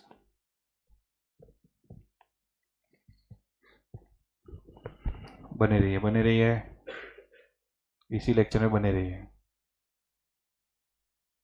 Determine in which areas and to what extent external auditor can use internal auditors to provide direct assistance. But Kartik आज बहुत major improvement है। क्या किया? 8-10 घंटा प्रॉपर सो के है। Very good improvement. Alright, 90 minute के बाद तो तेरे लिए तो एम्बुलेंस ही बुलानी पड़ती है। इधर देखो, external auditor shall not use internal auditors to provide direct assistance to perform procedures that, अरे भाई साहब, सिग्निफिकेंट आरजे वाला पॉइंट तो कॉमन ही रहेगा। सिग्निफिकेंट आरजे में जब मैं नॉर्मली उसका काम यूज नहीं कर रहा था तो डायरेक्ट असिस्टेंस में क्या यूज करेगा मैं? भले वो मेरे डायरेक्शन सुपरविजन रिव्यू में काम करने वाली है, but no, I can't trust significant judgements and high room significant judgment ये सब एरियाज में नो मीन्स नो। यहां तक तो हो गया। अच्छा, वो पता है इसने सैलरी पे काम किया है, तो अगर सैलरी के ही कंट्रोल्स मुझे टेस्ट करने हैं तो तुमको लगता है कि मैं इसको काम दूंगा? नहीं ना मैडम। अगर आपने पेपर लिखा है तो चेक करने का काम आपको दूंगा क्या? कि मेरे हैंडराइटिंग क्या मुझे समझ में आ गया, लाओ मैं चेक कर लेती हूं। अगर सैलरी कैलकुलेशन आपने किया है तो checking the calculation of salary का काम आपको दूंगा क्या? नहीं। तो अगर कुछ ऐसा वर्क है जिसमें आप ऑलरेडी इन्वॉल्व हो, जो आपने वर्किंग बना के मैनेजमेंट या टीसीडब्ल्यूजी को दिया है, तो वो वाले काम का ऑडिट में आपको नहीं दे सकता। इसमें ना फिर बच्चे मेरे को इसका फोटो निकाल के भेजते हैं, sir why why why why what is the logic, what is the logic, ऐसे करते हैं। तो यहां पे लिखो maker and checker can not be the same. जिसको ये भी नहीं समझा लिखो तू तेरा पेपर चेक करेगा क्या?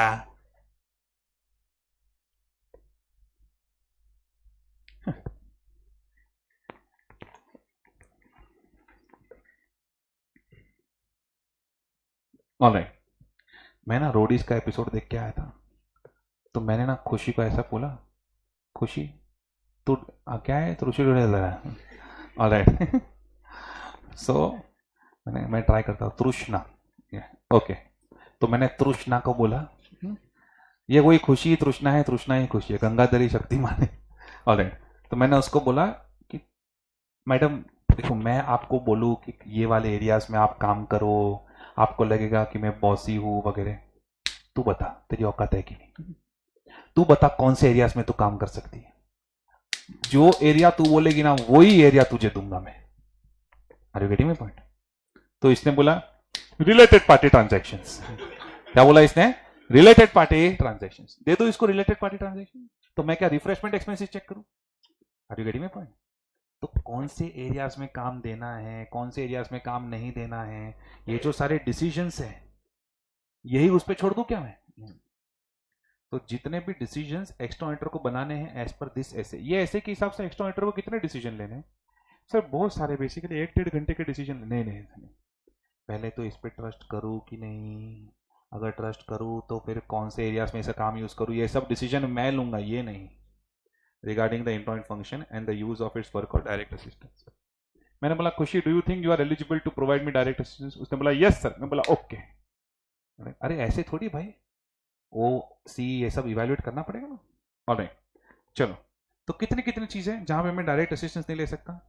आरजे इज कांस्टेंट, बाकी maker checker can not be the same, ऐसा गरीब इंग्लिश लिखने, relates to work with which inter-auditors have been involved. And last one, decision making under SA 610. I repeat, decision making under SA 61। जितने भी decision हमने 610 में लिए वो मैं लूंगा, ये नहीं। Am I clear with this?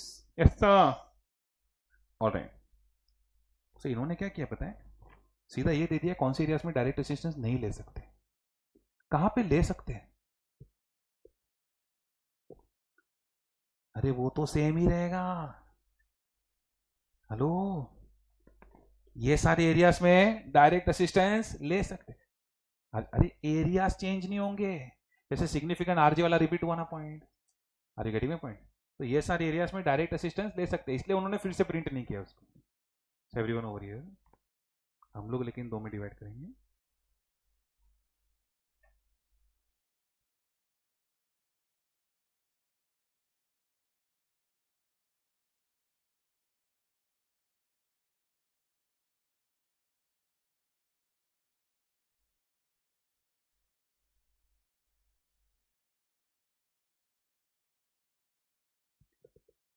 Areas in which direct assistance can be taken from internal auditor. तो केशव, जूम वाला एक्सपीरियंस कैसा रहा? दूसरा,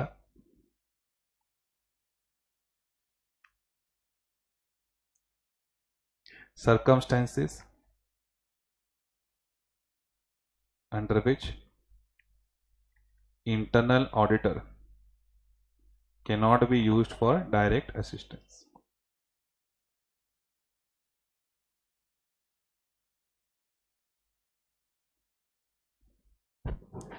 circumstances under which internal auditor cannot be used for direct assistance. Areas in which you can use him for direct assistance, same as approach 1, same as approach A.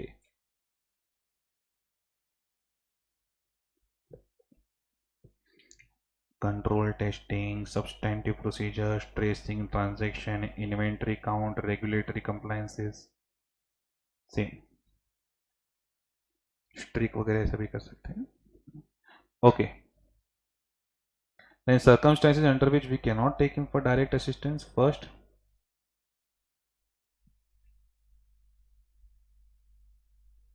इसे 2 point अलग अलग बनाने का. Significant room. अरे sir हम 2 में से 6 बनेंगे, टेंशन. हम लोग एक खाकरे में से 5 जन खाते हैं. Significant RMM area and significant judgement area. दूसरा,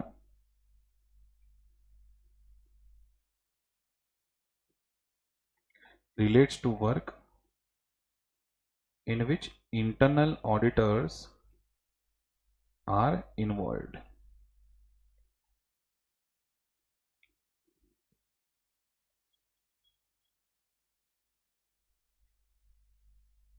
एक minute. Decisions to be taken under SA 610.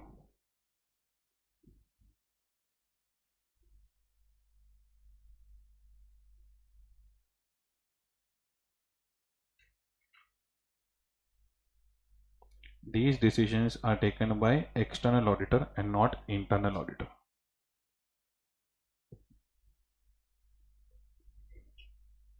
Sir आप एक ब्रांच राजस्थान में भी खोल दो. राजस्थान बहुत बच्चे अपने बियावर ये तो बहुत है. बियावर का प्लान है मेरा ऐसे रिवीजन के लिए आने के लिए. बहुत बच्चे एक गेट टुगेदर करना है. All right, done everyone? Yes, ठीक है. चलो, तो ये हो गया अपना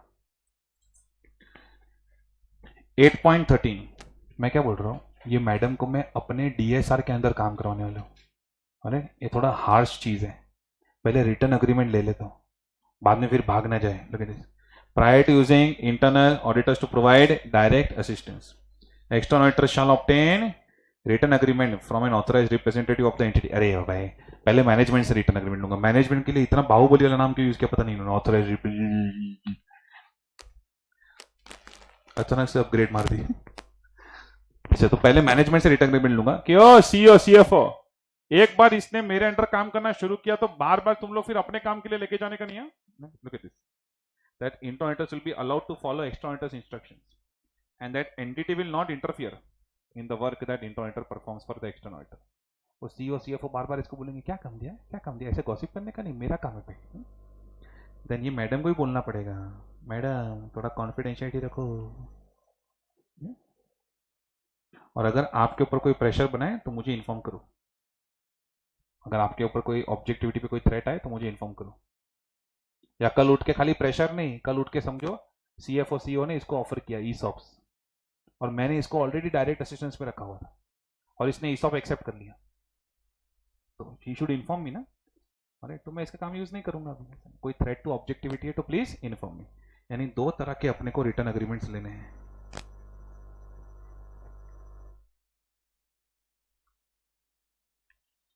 अच्छा एक मिनट, ये 3rd पॉइंट नहीं बनाता हूँ मैं, इधर ही नोट बना देता हूँ, बिकॉज हम लोग क्या वो फ्लो में जा रहे हैं ना, इसलिए. ये कोई तीसरा पड़ाव नहीं है. ये जब मैंने डिसाइड कर लिया है कि शी इज रिलायबल और ये वाले एरियाज में इसे काम यूज करूंगा, तो अब मुझे लेना है return agreement.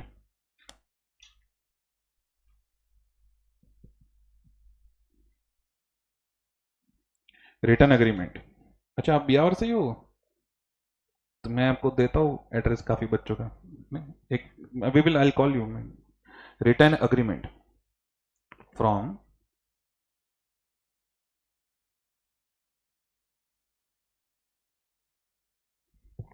Management of the entity. एक बार आना है बियावर में. मैनेजमेंट ऑफ द एंटिटी, दूसरा written agreement from the internal auditor. Management से क्या लिखवा के लेना है? That internal auditor will be allowed to follow external auditor's instructions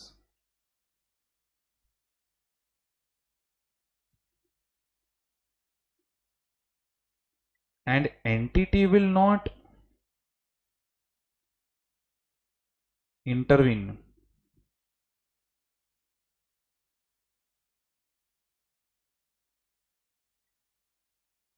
in the work performed by internal auditor under external auditor.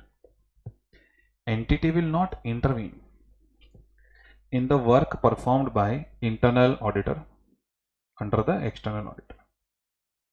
जितना भी काम इंटरनल ऑडिटर मेरे अंडर कर रहे हैं उसमें आप इंटरफेयर मत करो। देखो मैं ऐसा नहीं बोल सकता कि इंटरनल ऑडिटर में इंटरफेयर ही मत करो, उनके भी तो 10 काम होंगे जो मैडम हैंडल कर रहे होंगे। इंटरनल ऑडिटर से क्या अग्रीमेंट लेना है? Madam no gossip, maintain confidentiality,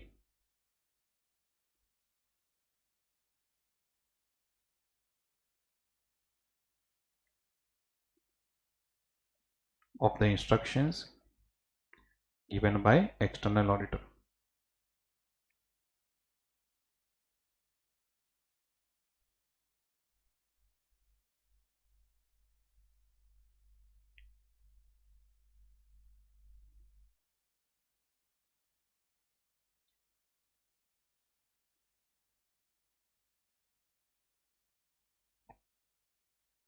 Inform external auditor about any threat to the objectivity of internal auditor.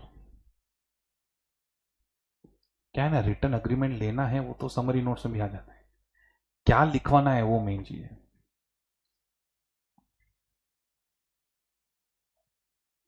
Done done done done. Alright, इधर देखो तीसरा पड़ाव, इधर देखो तीसरा पड़ाव क्या है? मैंने डिसाइड कर लिया कि मैं इसका काम यूज करने वाला हूं। अब I need to evaluate the, वो नहीं छापा है इंटर से, रिलैक्स मेरे पर। हाँ इतना बता देता हूँ, खाली एक लाइन लिख लो वरना मेरा दिमाग खा जाएंगे व्हाट्सएप पे बच्चे रिकॉर्डेड बने। सर इसमें तीसरा नहीं बताया। अरे मेरा क्यूट बच्चा, बहुत प्यारा है तू, इनकम रिकॉर्डेड वालों से ही राइट। सो यहाँ पे खाली इवैल्यूएट द एडिक्वेसी नहीं आएगा, यहाँ पे मुझे लिखना पड़ेगा external auditor shall DSR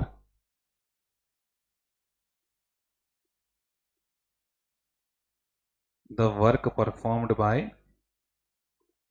internal auditor.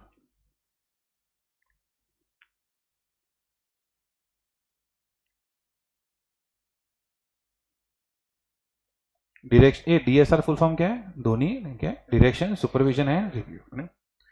DSR ऐसा करो in order to be satisfied कि आपको लगना चाहिए दैट इंटरनल ऑडिटर आपको उल्लू नहीं बना रहा है, has obtained sufficient and appropriate audit evidence as required by external auditor. अब ये DSR कैसे करना है, क्या करना है, story will continue at financial level. जल्द मिलेंगे इसी जन्म में। All right, part 2 coming soon. Yes sir, chart please, ये वाला चार्ट बहुत सारे बन गए मैडम। ऑल राइट ठीक है, चलो भाई ये हो गया अपना। ऐसे zero is also over. Question bank तीन ही क्वेश्चन है, 3-4 क्वेश्चन ही है। चलो अभी आप ढूंढ के बता रहे, मेरा बहुत हो गया अभी, I am done for the day. अब मेरे को डाउट है तो ड्रग्स पे है ये नॉर्मल बोनमीटा का असर नहीं है ये। ओके उसको अभी लाइट हुई हो गया करके। तुझे फील नहीं हुआ हो गया जब तीसरा क्वेश्चन भी खत्म हो गया तो? अच्छी बात है, चलो आपको पता ही नहीं चला कब हो गया। वाह, गुड मूवी। करेक्ट इनकरेक्ट में कौन सा क्वेश्चन है बताओ ऐसे 610 में? 39। 39 खतरनाक फिगर है भाई, जान अटक जाती है बच्चे की। The area of cooperation between statutory auditor and internal auditor is limited. देखो, स्टैट्यूटरी ऑडिटर इंटरनल ऑडिटर दोनों अलग अलग काम कर रहे हैं, लेकिन वो इंटरनल कंट्रोल वाली जो चीज है वो थोड़ी कॉमन है, इसलिए कोऑपरेशन है, लेकिन it is limited. Statutory auditor share holders को रिपोर्ट देता है, ये मैनेजमेंट को देता है, दोनों के ऑब्जेक्टिव्स अलग अलग हैं। ऑलराइट, तो अनलिमिटेड कोऑपरेशन नहीं हो सकता दोनों के बीच में, एक लिमिटेड कोऑपरेशन हो सकता है। Very good question. ऑलराइट, ये जैन 21 में इंस्टीट्यूट ने गुस्सा निकाला था।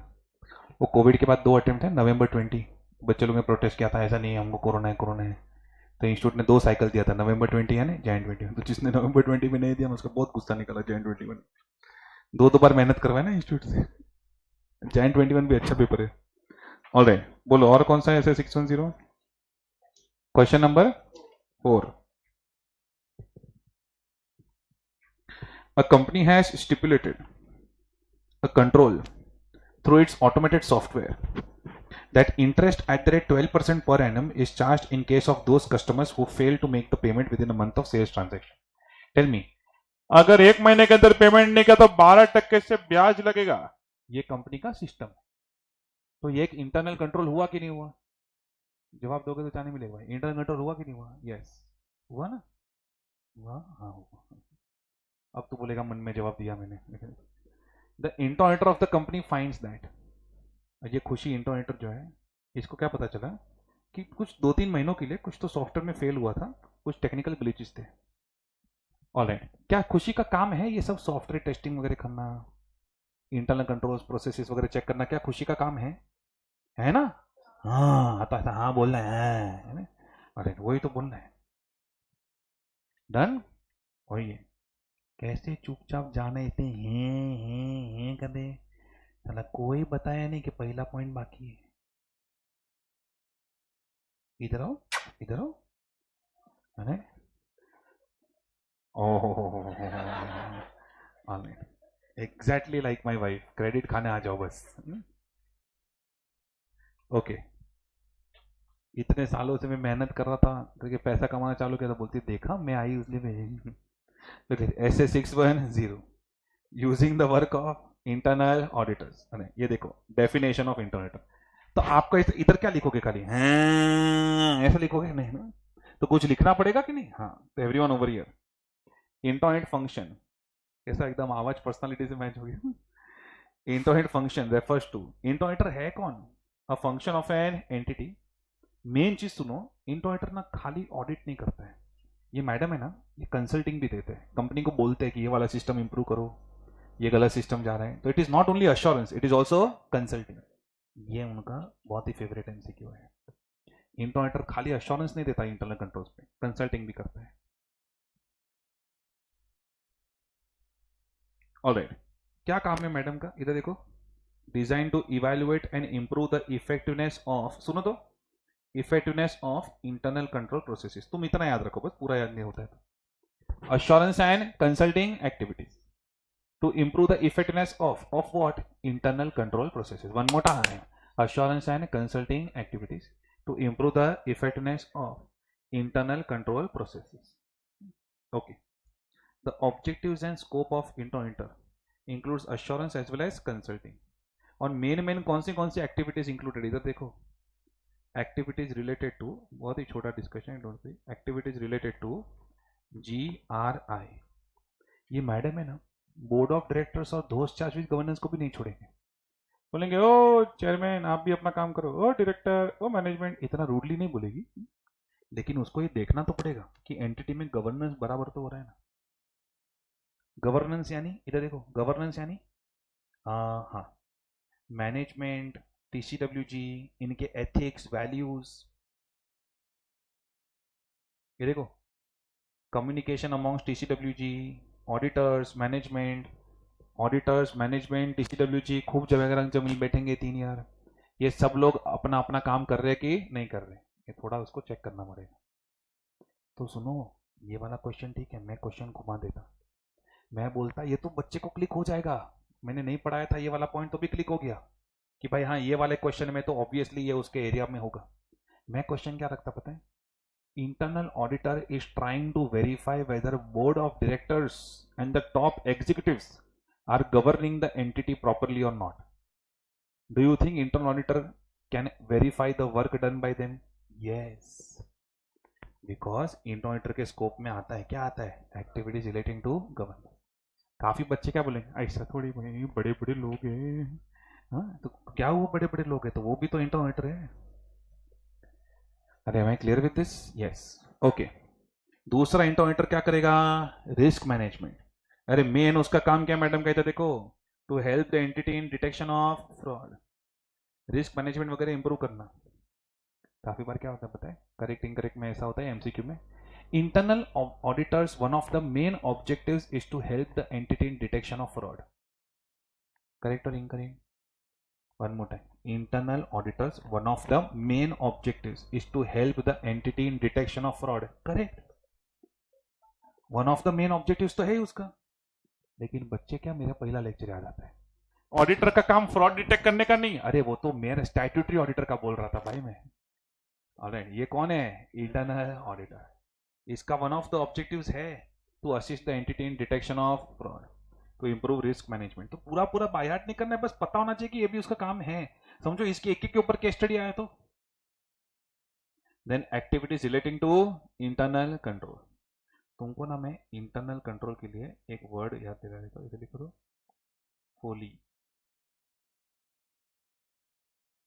ये मैडम है ना, इधर देखो, पूरा इंटरनल कंट्रोल सिस्टम तो देखेगी देखेगी, पर खास करके फाइनेंशियल कंट्रोल्स देखेगी, पूरे ऑपरेशंस बराबर चल रहे कि नहीं देखेगी, एंड लॉज एंड रेगुलेशंस के साथ कंप्लाई हो रहा है कि नहीं देखेगी, पूरा फोली।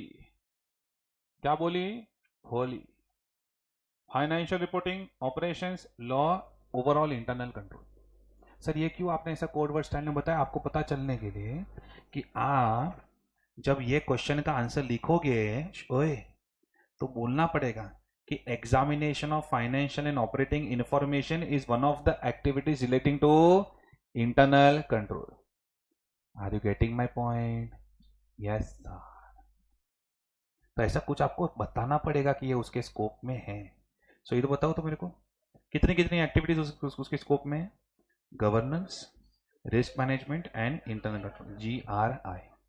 इंटरनल कंट्रोल के अंदर FOLI, financial reporting, operations, laws and overall internal control system, correct, okay.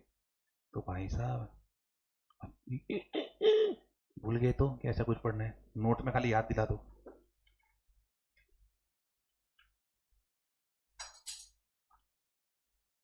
कैसे क्वेश्चन आएगा, objectives and scope of internal auditor. आप खाली टेक्स्ट बुक का पॉइंट नंबर रेफरेंस दे दो, 8.1। तो हमको पता है कि इंटरनल, ये तो मैं खाली मेरे लिए बना रहा हूँ वैसे, अश्योरेंस प्लस कंसल्टिंग एक्टिविटीज करता है to improve the effectiveness of internal control processes.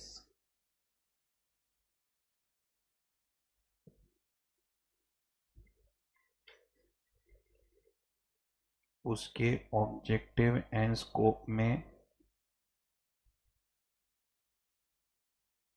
Activities related to GRI। यार प्रीवियस बैच वाले नोट्स देख लेंगे तो बोलेंगे हमको नहीं लिखा है, ये आज ऐसे ही ऑन द स्पॉट बना रहा हूँ।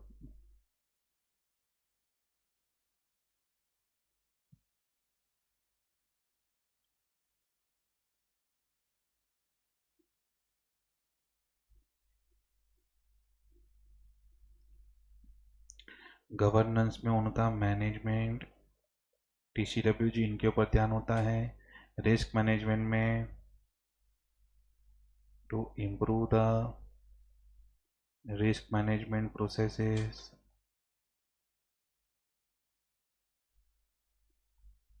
assist in detection of fraud,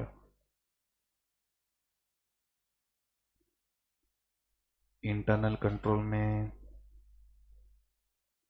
controls over folly, F for financial reporting, O for operations, L for laws, and I for overall internal control system. अच्छा, आपको भी लिखना है? ये तो मेरे लिए लिख रहा था।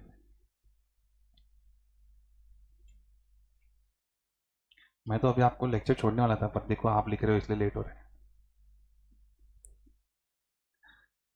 और ये बहुत फटाफट बनाया मैंने, 1 minute. Assurance plus consulting activities to improve the effectiveness of internal control process. ये थोड़ा मीनिंग लिखते वक्त खाली ऐसे गरीब हो गए internal auditor is audit of internal control, ऐसा नहीं, उससे अच्छा मत लिखो। Objective and scope, activities related to GRI, G for governance, governance में मैनेजमेंट, DCWG सबको कवर करेगा वो। रिस्क मैनेजमेंट में improve the risk management processes, assist in detection of fraud, internal control में controls over फोली।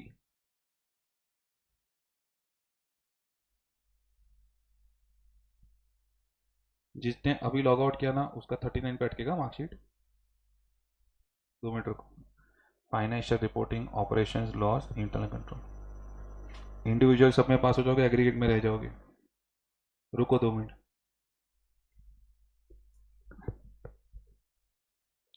Sorry,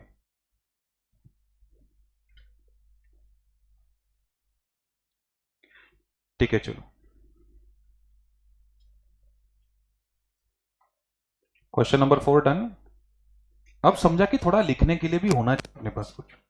question number 5, CS Sukesh is the external auditor of the entity. He comes to know that there is also an internal auditor of the entity. However, he finds that internal auditor is not reporting directly to higher echelons of the management. Echelons means higher executives. एक minute, उसको क्या पता चला? Internal auditor higher executives को report नहीं कर रहा है। इसका मतलब इंटरनल ऑडिटर की औकात नहीं है एंटिटी के अंदर, जूनियर पोजीशन देके रखा है उसको, बड़े लोगों को डायरेक्ट रिपोर्ट नहीं कर रहा है। इससे पता चला कि उसका स्टेटस नहीं है, उसका स्टेटस नहीं है, ऑब्जेक्टिविटी पे डाउट आएगा। CS Sukesh has also assessed ROMM to be high. अगर ROMM हाई है तो वो एरियाज में क्या उसका काम यूज करेंगे हम? नहीं।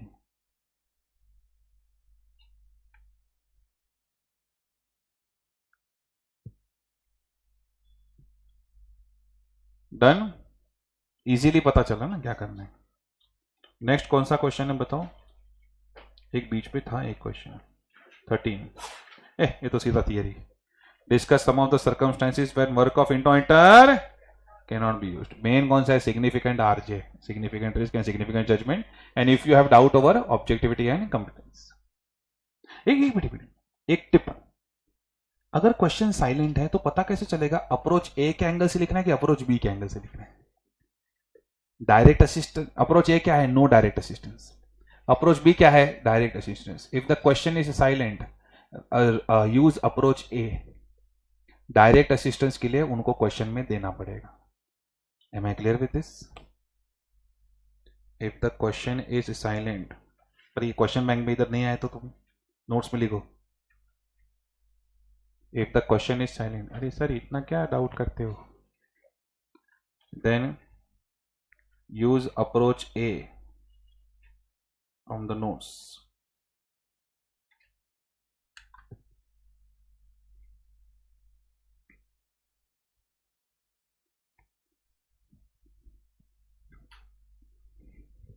सर बद्दुआ देनी है तो ऐसी दो कि 59 पे अटकेगा। हट, वो तो पास हो जाएगा। Look at this. Done everyone? Yes. उसमें भी सेटिंग कर रहे हैं। ऐसे 610 नेक्स्ट कौन सा क्वेश्चन है? नेक्स्ट क्वेश्चन नंबर ले 59 ही है। Oh my God, danger numbers आ रहे सब। सर आंसर का लाइन देके छोड़ दो सर, एक मिनट एक minute. The degree of reliance that a statutory auditor can place on the work of internal auditor is a matter of individual। ओए, क्या मैं इंटरनल ऑडिटर पे भरोसा करूं कि नहीं करूं, यानी क्या इवेल्युएट करना है, ओ सी ए, और पूरा ओ सी ए पूरा ठोक दिया है एकदम डिटेल में। और 8 मार्क का क्वेश्चन अभी थोड़ी आएगा, नहीं आएगा। ऐसा क्वेश्चन तुमको 3 मार्क का आया, तुमको हेडिंग तो आना चाहिए ना, क्या लिखना है इसमें। मैं इस पे भरोसा करूं कि नहीं करूं, ऐसा हिंदी पता चल रहा ना तुमको क्वेश्चन देख के, मतलब क्या है, ओ सी ए।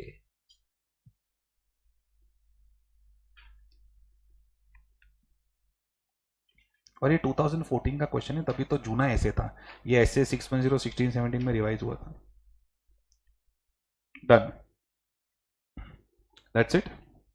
तो आपका चैप्टर नंबर 4 के सारे ऐसे हो गए हैं।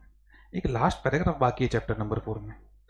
ये दया कर दे जल्लाद, एक मिनट, ये इधर होने भी नहीं वाला है, ये चैप्टर 3 की नोट्स में है, और रेफरेंस तो लिख दो। तुमको तब बाद में याद नहीं रहेगा कि मैं, तुम लोग थके हुए थे, तुम ही ना बोल रहे थे, तुमको ये लगेगा भगाया, ये नहीं पढ़ाया था, देखा, इसलिए रेफरेंस लिखो उधर। बच्चों का बहुत एक्सपीरियंस है मेरे को। ऑलराइट, एमसीक्यू तुम लोग कल सॉल्व करके लाओगे, नहीं लाए तो लेक्चर उधर ही कैंसिल कर देगा। छुट्टी चाहिए तो एमसीक्यू सॉल्व करके मत लाना। Alright, that's it, thank you so much.